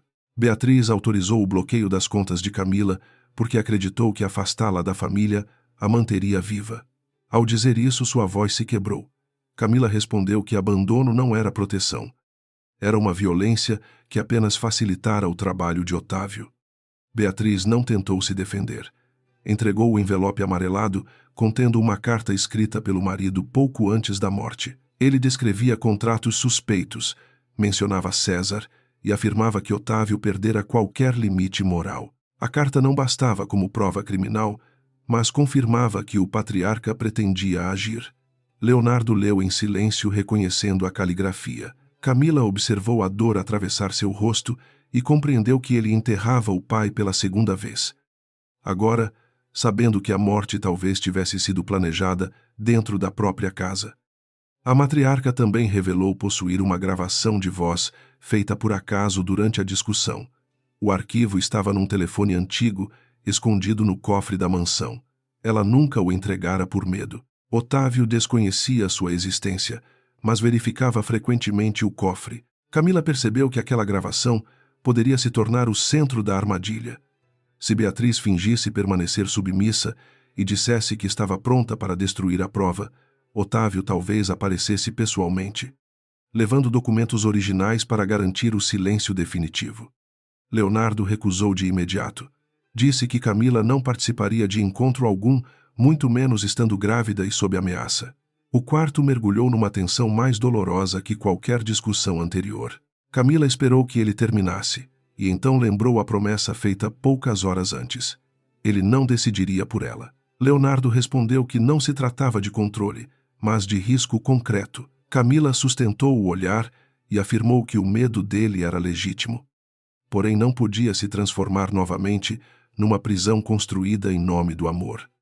Eu não preciso de uma fortaleza ao meu redor, disse Camila, mantendo a voz baixa para não alertar os guardas.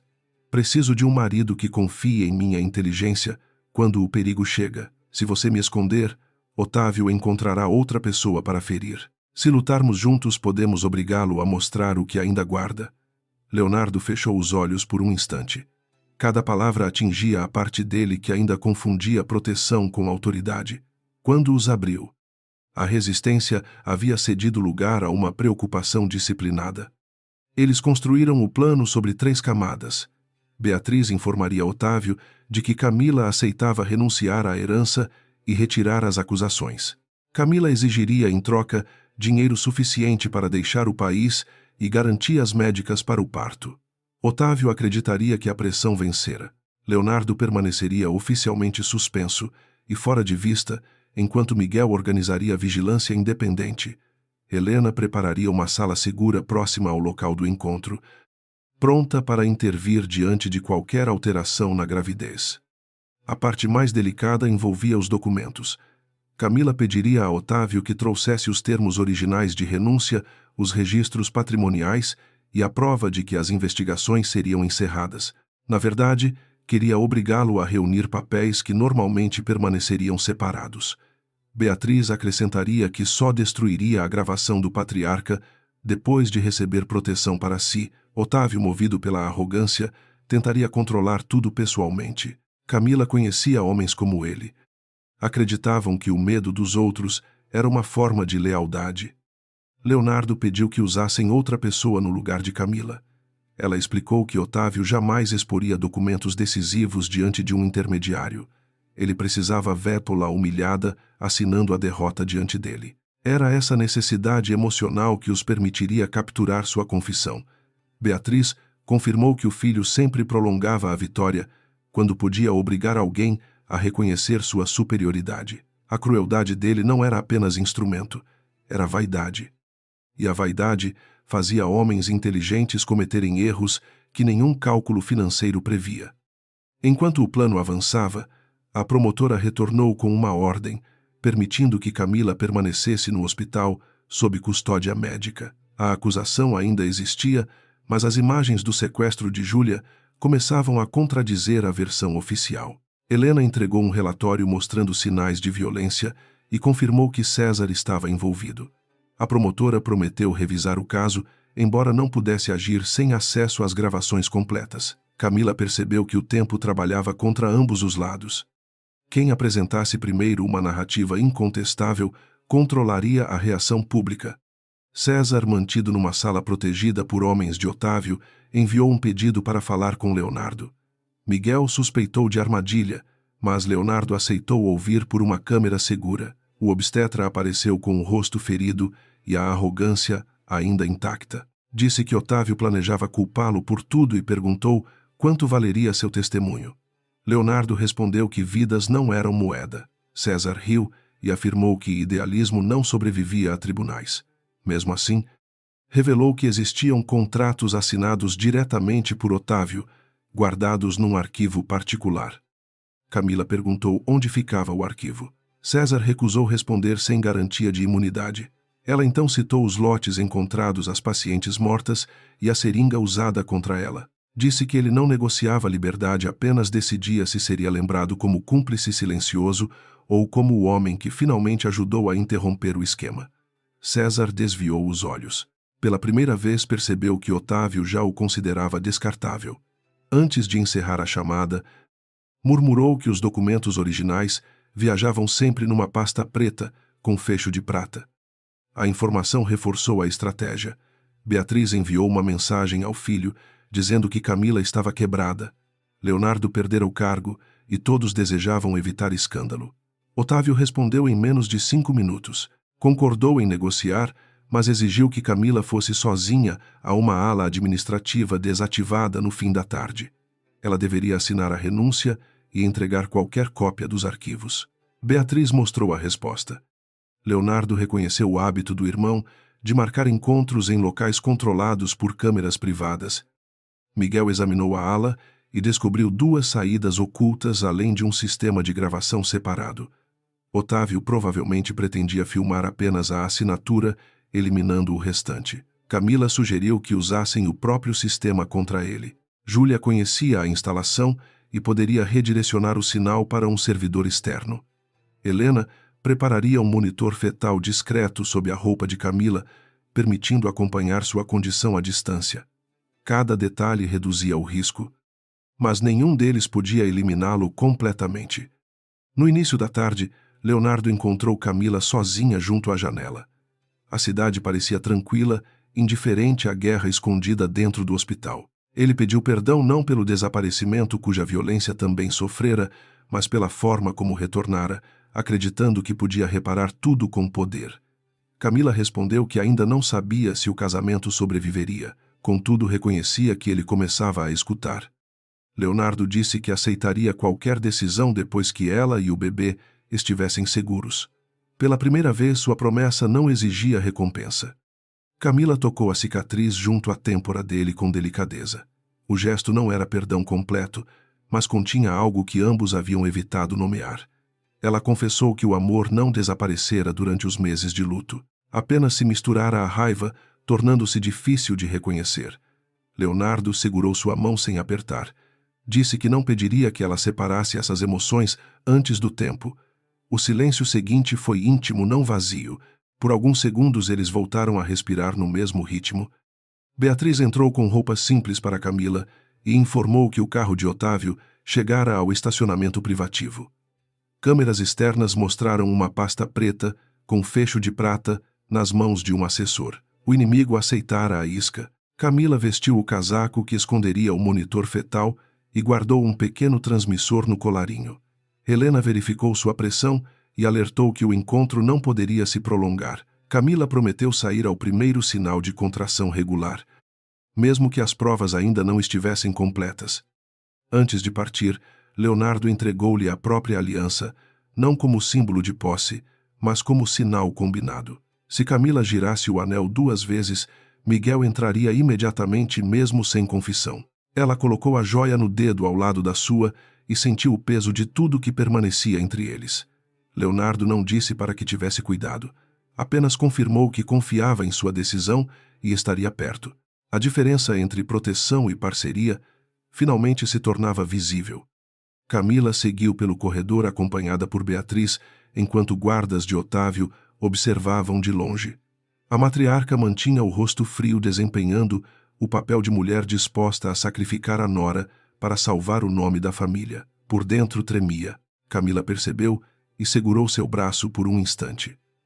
Não havia absolvição naquele gesto, apenas a compreensão de que a coragem podia começar tarde e ainda assim possuir valor. Beatriz respirou fundo e continuou sem olhar para trás. Na ala desativada, Otávio aguardava diante de uma mesa preparada com documentos, uma caneta e a pasta preta fechada. Seu sorriso retornara mais confiante do que durante toda a madrugada. Ele acreditava estar prestes a recuperar o controle, destruir a credibilidade de Camila e encerrar a ameaça representada pelo irmão. Quando ela entrou, curvou-se levemente e chamou a cunhada de doutora, como se a cortesia pudesse apagar o sangue derramado. Camila sentou-se, pousou as mãos sobre o ventre e pediu que começassem. Do outro lado das paredes, Leonardo acompanhava o sinal do monitor junto de Miguel, Helena e Júlia. O coração do bebê batia rápido, porém estável. A transmissão de áudio começou a registrar cada palavra. Sobre a mesa, Otávio abriu os termos de renúncia e aproximou a pasta preta. Camila reconheceu o selo do gabinete e várias assinaturas originais. A armadilha estava montada. Restava fazê-lo falar, sem permitir que a arrogância dele se transformasse novamente em violência antes da hora. Otávio abriu a pasta preta devagar, saboreando o silêncio, como se já fosse dono da vitória. Sobre a mesa colocou contratos, ordens de pagamento e termos de confidencialidade assinados por César. Camila reconheceu códigos de lotes, empresas de fachada e datas ligadas às pacientes do programa gratuito. Ela fingiu cansaço, manteve os ombros baixos e perguntou quanto receberia para desaparecer. Do outro lado da parede, Leonardo ouviu a pergunta e compreendeu que ela começava a conduzir o irmão para o terreno da própria vaidade. Você receberá o suficiente para criar essa criança longe daqui, respondeu Otávio, desde que pare de chamá-la de herdeira. Camila pediu garantias e exigiu saber por que ele se preocupava tanto com um bebê ainda não nascido. Otávio sorriu, acreditando que a resistência dela finalmente ruíra. Disse que Leonardo sempre fora fraco, por confundir família com dever, enquanto ele próprio compreendia que poder exigia decisões limpas. Camila perguntou se decisões limpas incluíam estradas bloqueadas, clínicas clandestinas e mulheres usadas sem consentimento. A arrogância de Otávio sofreu uma fissura. Ele fechou a pasta e ameaçou encerrar a negociação, mas Camila não recuou. Disse que assinaria tudo desde que ouvisse a verdade diretamente dele. Precisava saber se Leonardo fora mantido vivo por ordem sua e se o bebê correra perigo por carregar o nome Monteiro. Otávio caminhou até a janela, onde relâmpagos iluminavam a cidade. A tempestade chegava depressa e o céu parecia refletir a violência acumulada dentro daquele hospital. Meu irmão devia ter morrido naquela estrada, declarou Otávio. César insistiu que a perda de memória seria mais útil.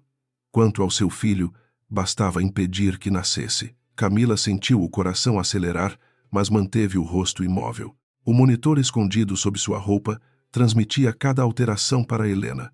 Leonardo fechou os punhos ao ouvir a confissão, porém esperou. Camila precisava levá-lo além. Perguntou pelo patriarca, fingindo acreditar que a morte dele fora apenas conveniência. Não assassinato. Otávio aproximou-se com os olhos brilhando de desprezo. Disse que o pai escolhera algumas gestantes pobres em vez do futuro do grupo, e que homens assim cavavam a própria sepultura. Não confessou diretamente o envenenamento, mas revelou que César ajustara uma medicação cardíaca e que Beatriz assinara a dispensa da autópsia. A gravação captou cada palavra. Júlia redirecionou o sinal para 3 servidores externos, enquanto Miguel avisava a promotora que a prova chegaria em segundos. A armadilha estava prestes a se fechar. Camila pediu a caneta. Otávio relaxou e empurrou os documentos. Nesse instante as luzes piscaram 3 vezes e apagaram.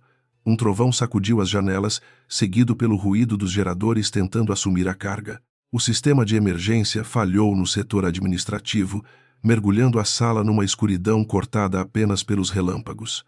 Otávio não demonstrou surpresa. Sacou o telefone e ordenou que alguém ativasse o protocolo previsto. Leonardo compreendeu que a tempestade não criara o ataque. Apenas oferecera a cobertura que o irmão aguardava. As portas travaram. Camila girou a aliança 2 vezes, acionando o sinal combinado. Antes que Miguel alcançasse a sala, 2 homens surgiram pela passagem lateral. Um deles segurou Beatriz, o outro avançou sobre Camila com uma seringa. Ela tentou recuar, mas Otávio derrubou a cadeira e bloqueou sua saída. A agulha atingiu o braço antes que conseguisse desviar completamente. Camila acertou o agressor com o cotovelo, arrancou a seringa e leu o rótulo sob a luz do telefone. Era a mesma substância uterotônica. Leonardo rompeu a porta com Miguel segundos depois. O primeiro agressor foi derrubado, mas Otávio fugiu levando a pasta preta e um dispositivo de armazenamento. O segundo homem tentou usar Beatriz como escudo. Camila atirou a cadeira contra suas pernas, permitindo que Miguel o imobilizasse. Então, uma contração violenta atravessou seu corpo. Ela segurou a borda da mesa, perdeu o ar e sentiu líquido quente escorrer por suas pernas. Helena, ouvindo tudo pelo transmissor, ordenou que a levassem imediatamente ao centro cirúrgico. A energia de reserva falhou em mais 3 andares. Alarmes dispararam, elevadores pararam e ventiladores mecânicos passaram para baterias limitadas. Otávio havia desativado parte dos geradores antes da tempestade, preparando o hospital para colapsar quando a rede pública caísse. Helena organizou equipes manuais, transferiu pacientes críticos para setores com alimentação independente e mandou buscar cilindros de oxigênio. Camila, ainda consciente, recusou sedação imediata. Disse que precisava ajudar a priorizar as gestantes e crianças presas no bloco materno. Leonardo queria permanecer ao lado dela, mas Miguel informou que homens armados controlavam o acesso aos geradores e que Otávio seguia para o centro de dados com a pasta. Camila segurou o pulso do marido e disse que ele precisava abrir o hospital antes que pacientes morressem. Leonardo hesitou. Ela respirou durante outra contração e completou que não o estava afastando, mas confiando a ele uma missão que apenas ele conhecia. Pela primeira vez, a separação entre os dois não nasceu de silêncio, mas de escolha compartilhada. Helena levou Camila para uma sala cirúrgica alimentada por bateria. O exame confirmou o trabalho de parto prematuro, avançando depressa. O bebê ainda estava em posição favorável, porém os batimentos oscilavam após a injeção. Camila pediu que evitassem cirurgia enquanto não houvesse energia estável.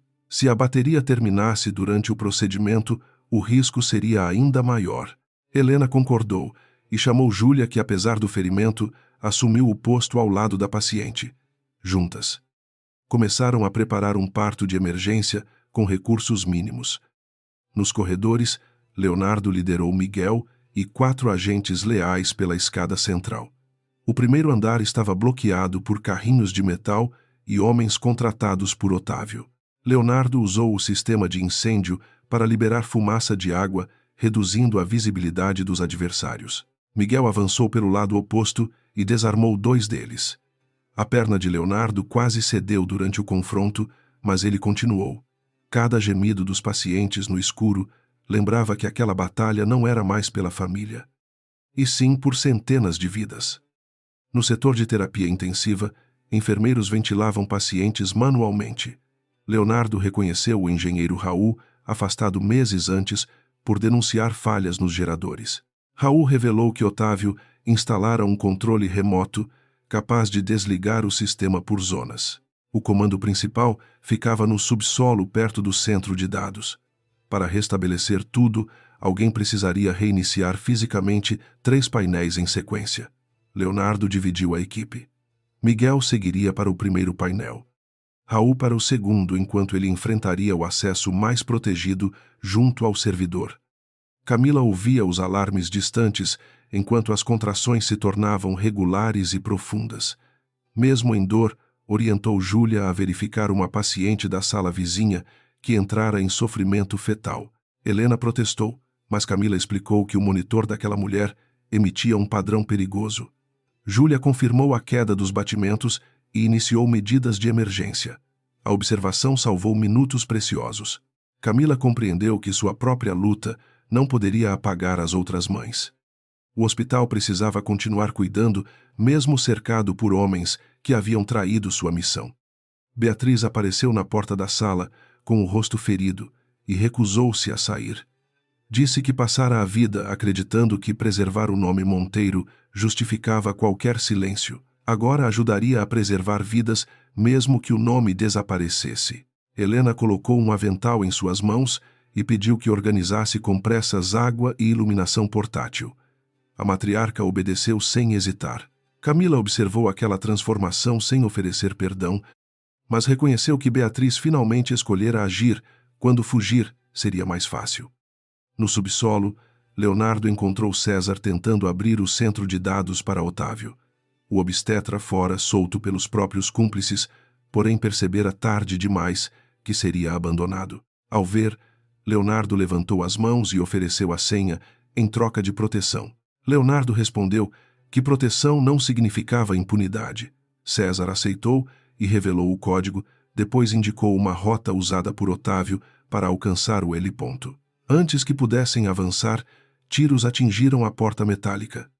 Miguel ainda estava longe e Leonardo precisaria atravessar sozinho. Ele apagou a lanterna, lançou uma ferramenta contra o corredor oposto e usou o som para distrair os atiradores. Quando eles se voltaram, avançou com a bengala e derrubou o primeiro. O segundo disparou, atingindo de raspão seu braço. Leonardo o imobilizou contra o painel e recuperou a arma, mas não atirou. Em vez disso, prendeu os dois com cabos de segurança. César observou em silêncio. A diferença entre os irmãos tornava-se evidente. Um usava poder para eliminar obstáculos. O outro aceitava limites mesmo sob risco. Raul confirmou pelo rádio que o primeiro painel estava ativo. Miguel reiniciou o segundo. Leonardo abriu o terceiro compartimento e encontrou fios cortados além de um mecanismo preparado para incendiar o servidor. César identificou o detonador ligado ao relógio. Restavam menos de 2 minutos.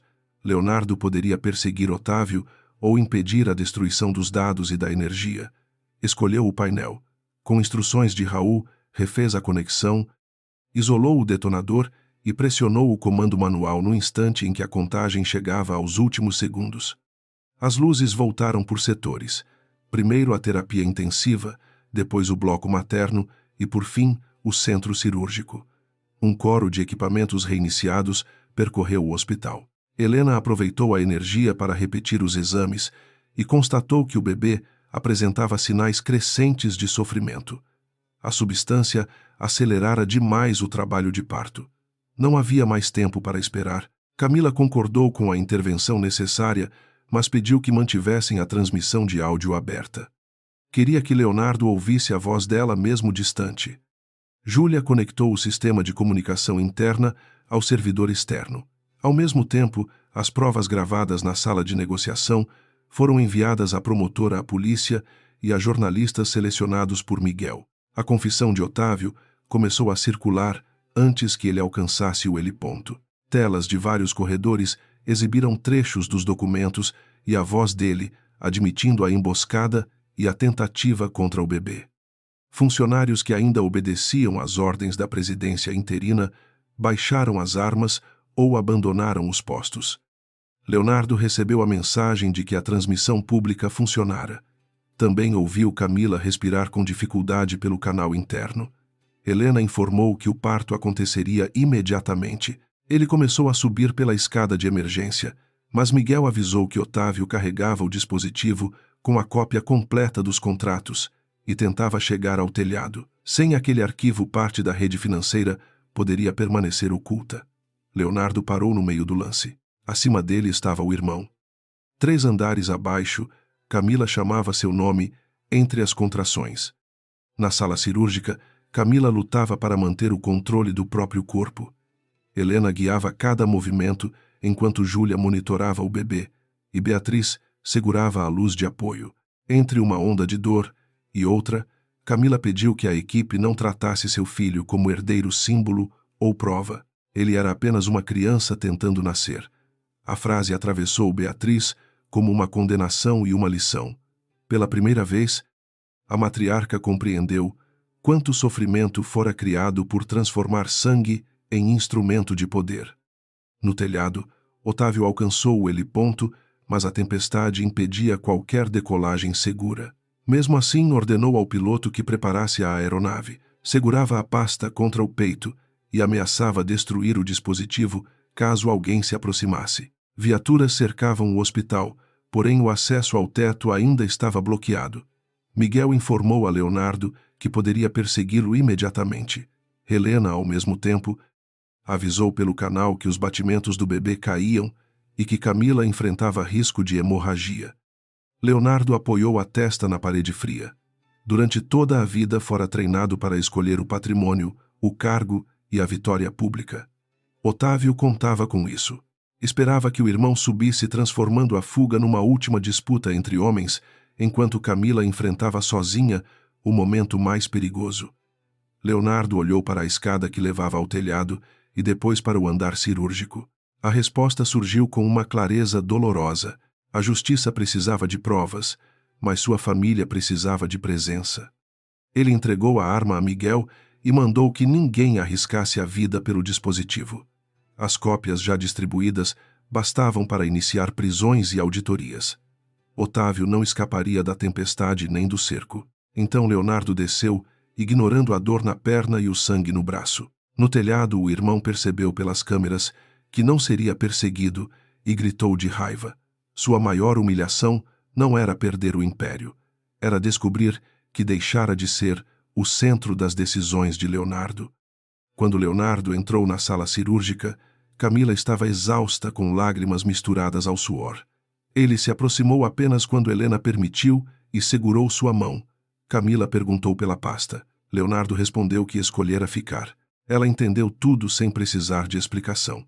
Durante meses temera que o poder sempre viesse antes dela. Agora, no instante em que poderia capturar o inimigo, ele escolhera não repetir o abandono. Camila apertou seus dedos e reuniu a última força para trazer o filho ao mundo. Um choro fraco surgiu quase perdido entre os alarmes, depois ganhou intensidade.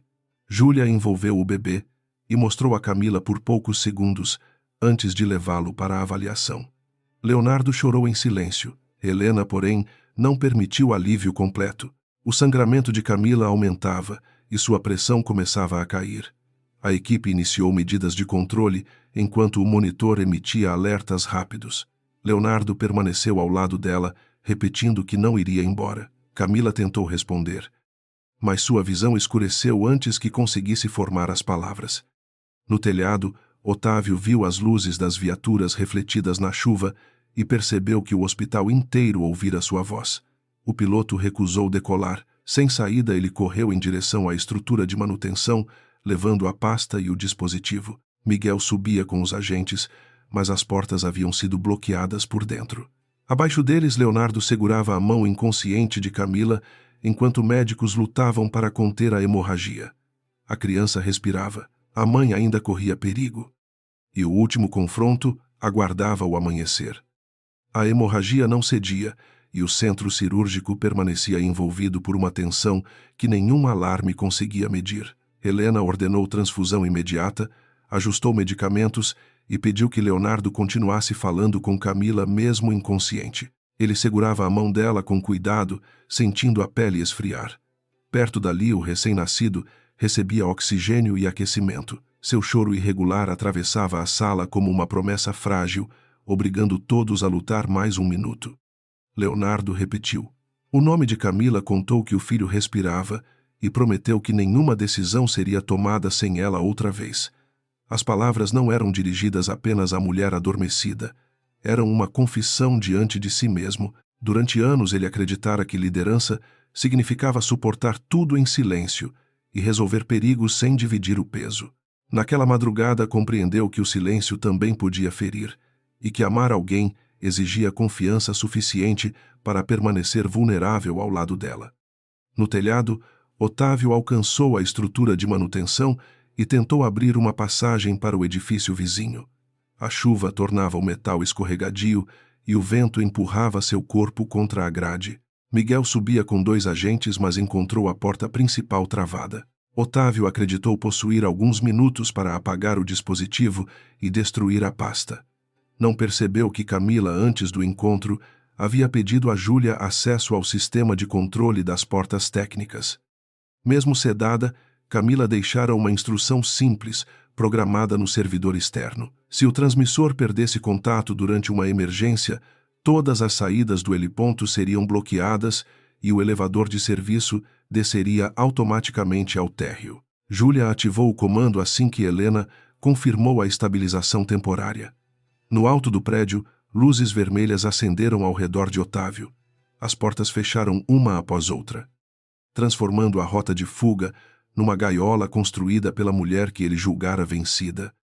Otávio golpeou o painel, gritou pelo piloto e ameaçou atirar no primeiro agente que se aproximasse. Miguel ouviu a ameaça pelo sistema de comunicação e não avançou.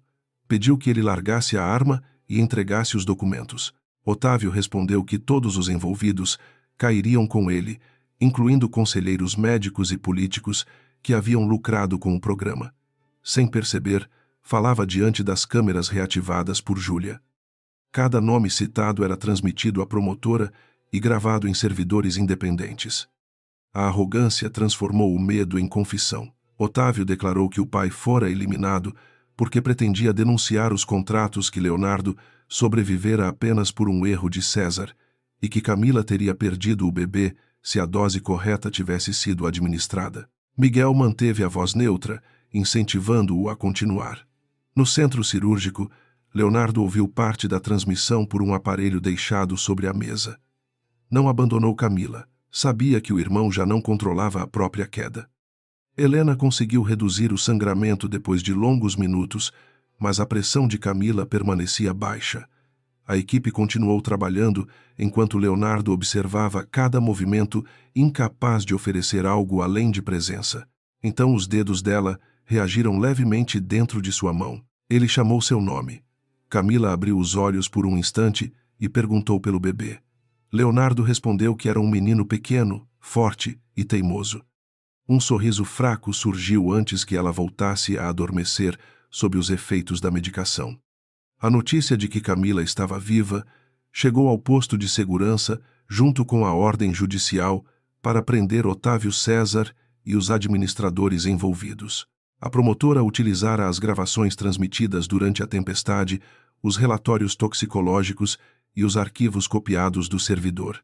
Equipes policiais entraram pelo acesso técnico do telhado. Cercado, Otávio tentou destruir o dispositivo contra a grade, mas Miguel o atingiu no pulso com a bengala de Leonardo, esquecida durante o confronto anterior. O aparelho caiu no piso molhado e deslizou até uma canaleta onde um agente o recuperou. Otávio avançou sobre Miguel, movido por uma fúria sem cálculo. Os dois lutaram perto da borda enquanto a chuva reduzia a visibilidade. Miguel poderia tê-lo empurrado, mas escolheu imobilizá-lo. Os agentes algemaram Otávio diante das câmeras que ele usara para controlar o hospital. Pela primeira vez, o homem que comandava destinos alheios não possuía uma única pessoa disposta a obedecer sua voz. Ao amanhecer, o bloqueio foi encerrado e as portas do Hospital Monteiro se abriram para ambulâncias, investigadores e familiares. Nenhum paciente morreu durante a falta de energia, graças às equipes que mantiveram ventilação manual e reorganizaram os setores. 2 bebês nasceram naquela noite. Um deles era o filho de Camila e Leonardo. O outro pertencia à paciente que ela identificara em sofrimento fetal enquanto enfrentava o próprio parto. Helena chamou aquilo de coragem clínica, não de heroísmo. Camila despertou algumas horas depois na terapia intensiva. O corpo parecia pesado e a memória retornou em fragmentos de luz, dor e vozes. Leonardo estava sentado ao lado da cama, com o braço enfaixado e a mesma roupa molhada da madrugada. Quando percebeu que ela abrira os olhos, não chamou enfermeiros imediatamente. Primeiro perguntou se ela conseguia ouvi-lo. Camila apertou a mão dele e respondeu que sim. Depois exigiu ver o filho, antes de ouvir qualquer notícia sobre Otávio. Júlia trouxe o bebê numa incubadora móvel, acompanhado por uma especialista neonatal. Ele era pequeno, tinha cabelos escuros e uma expressão séria que fez Leonardo sorrir entre lágrimas. Camila tocou a mão minúscula através da abertura, sentindo os dedos do filho fecharem-se ao redor dos seus. Naquele instante, herança, contratos e sobrenomes perderam importância. Ela escolheu chamá-lo Gabriel porque desejava que a vida dele fosse anunciada por esperança, não pela violência que cercara seu nascimento. Leonardo contou que Otávio estava preso e que a pasta fora recuperada. Camila ouviu, sem demonstrar alívio completo. Perguntou pelas mulheres do programa gratuito por Renata e pelos prontuários desaparecidos. Júlia informou que a auditoria Já localizara 43 possíveis vítimas, algumas ainda sem saber que haviam participado de testes. Renata aceitara representar o grupo num processo coletivo. Camila fechou os olhos por um momento, compreendendo que a prisão de um homem não encerraria o dano causado por anos.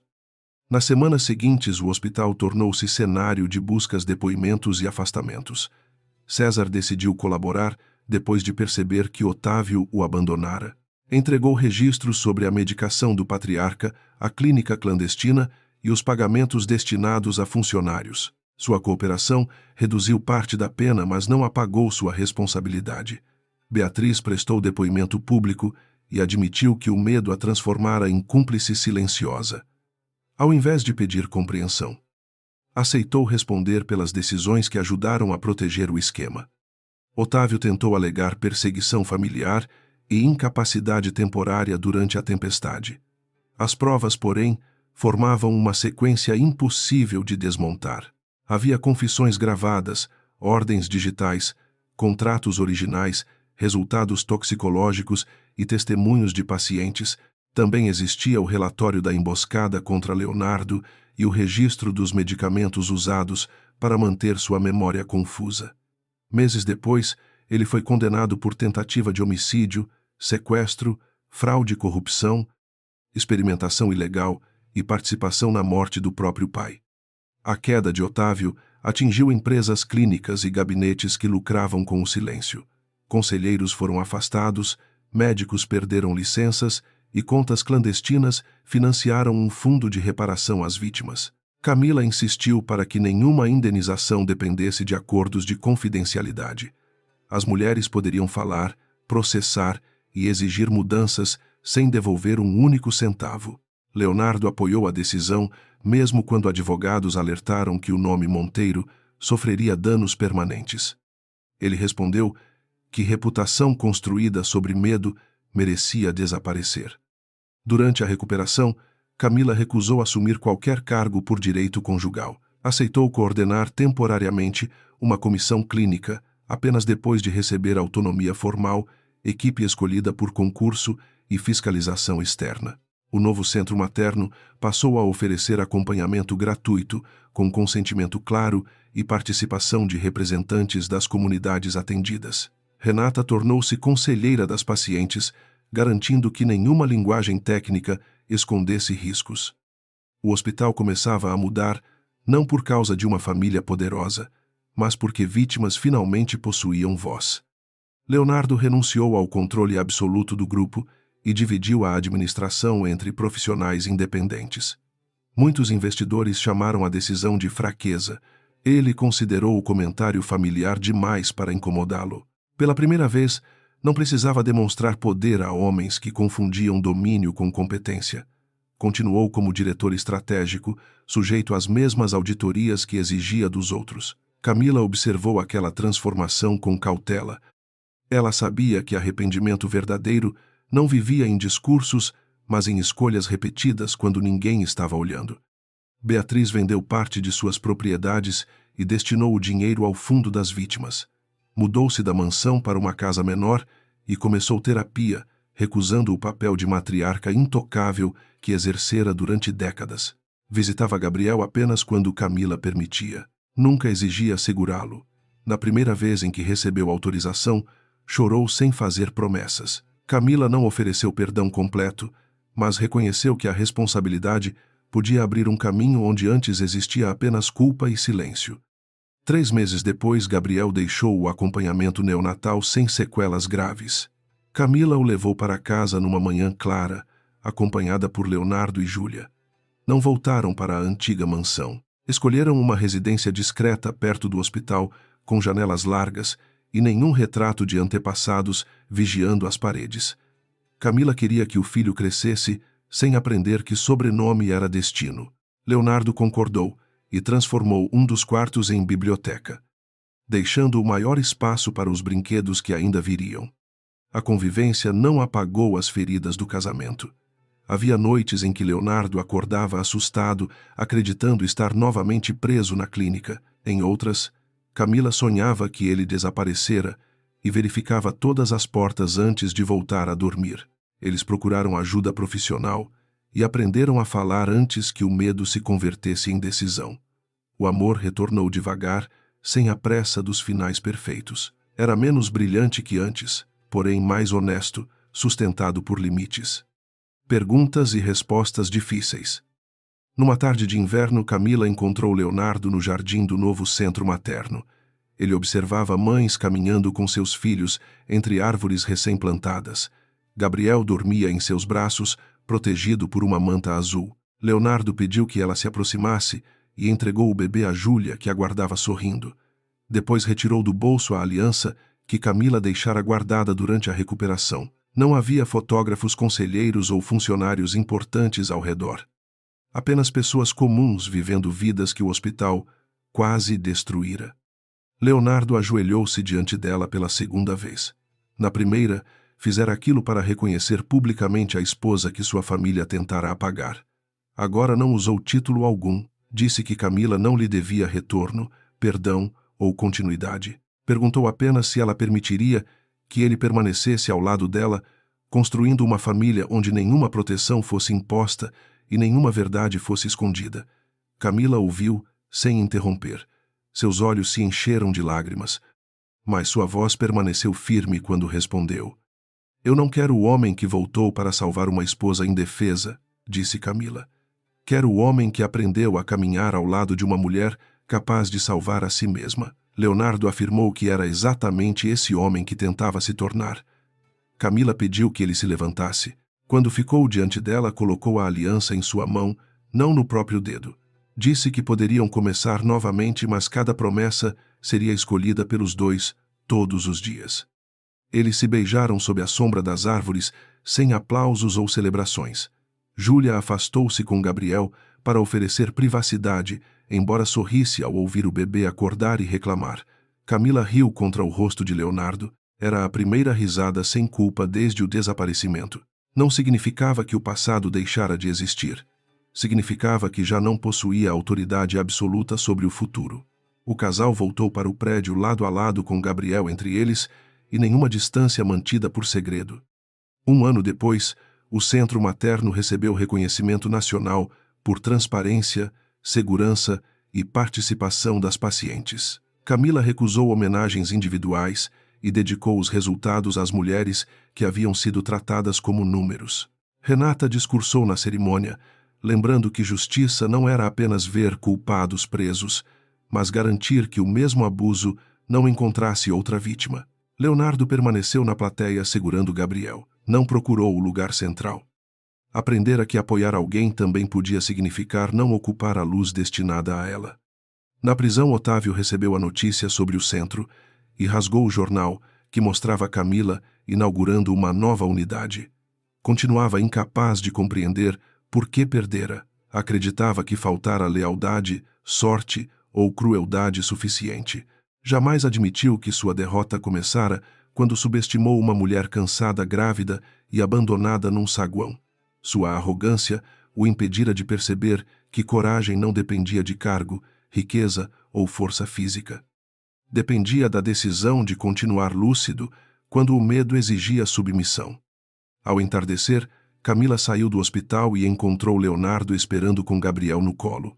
A fachada ainda carregava o nome Monteiro, mas agora havia uma placa logo abaixo, informando que toda a pesquisa exigia consentimento independente e fiscalização pública. Camila tocou a placa, depois segurou a mão do marido. Nenhum deles desejava esquecer o que acontecera. A memória seria usada como compromisso, não como prisão. Juntos caminharam em direção à rua iluminada, enquanto o filho observava o mundo com olhos curiosos. Camila compreendeu que ser chamada de senhora diante de todos nunca fora sua verdadeira vitória. O triunfo estava em recuperar a própria voz, proteger outras mulheres e obrigar um império a responder por cada vida sacrificada. Leonardo também entendeu que ajoelhar-se não o diminuíra. Ao contrário, permitira que abandonasse o peso de uma autoridade construída sobre controle. O amor entre eles não nasceu novamente como milagre. Foi reconstruído com verdade, responsabilidade e coragem, até tornar-se forte o suficiente para sobreviver à luz.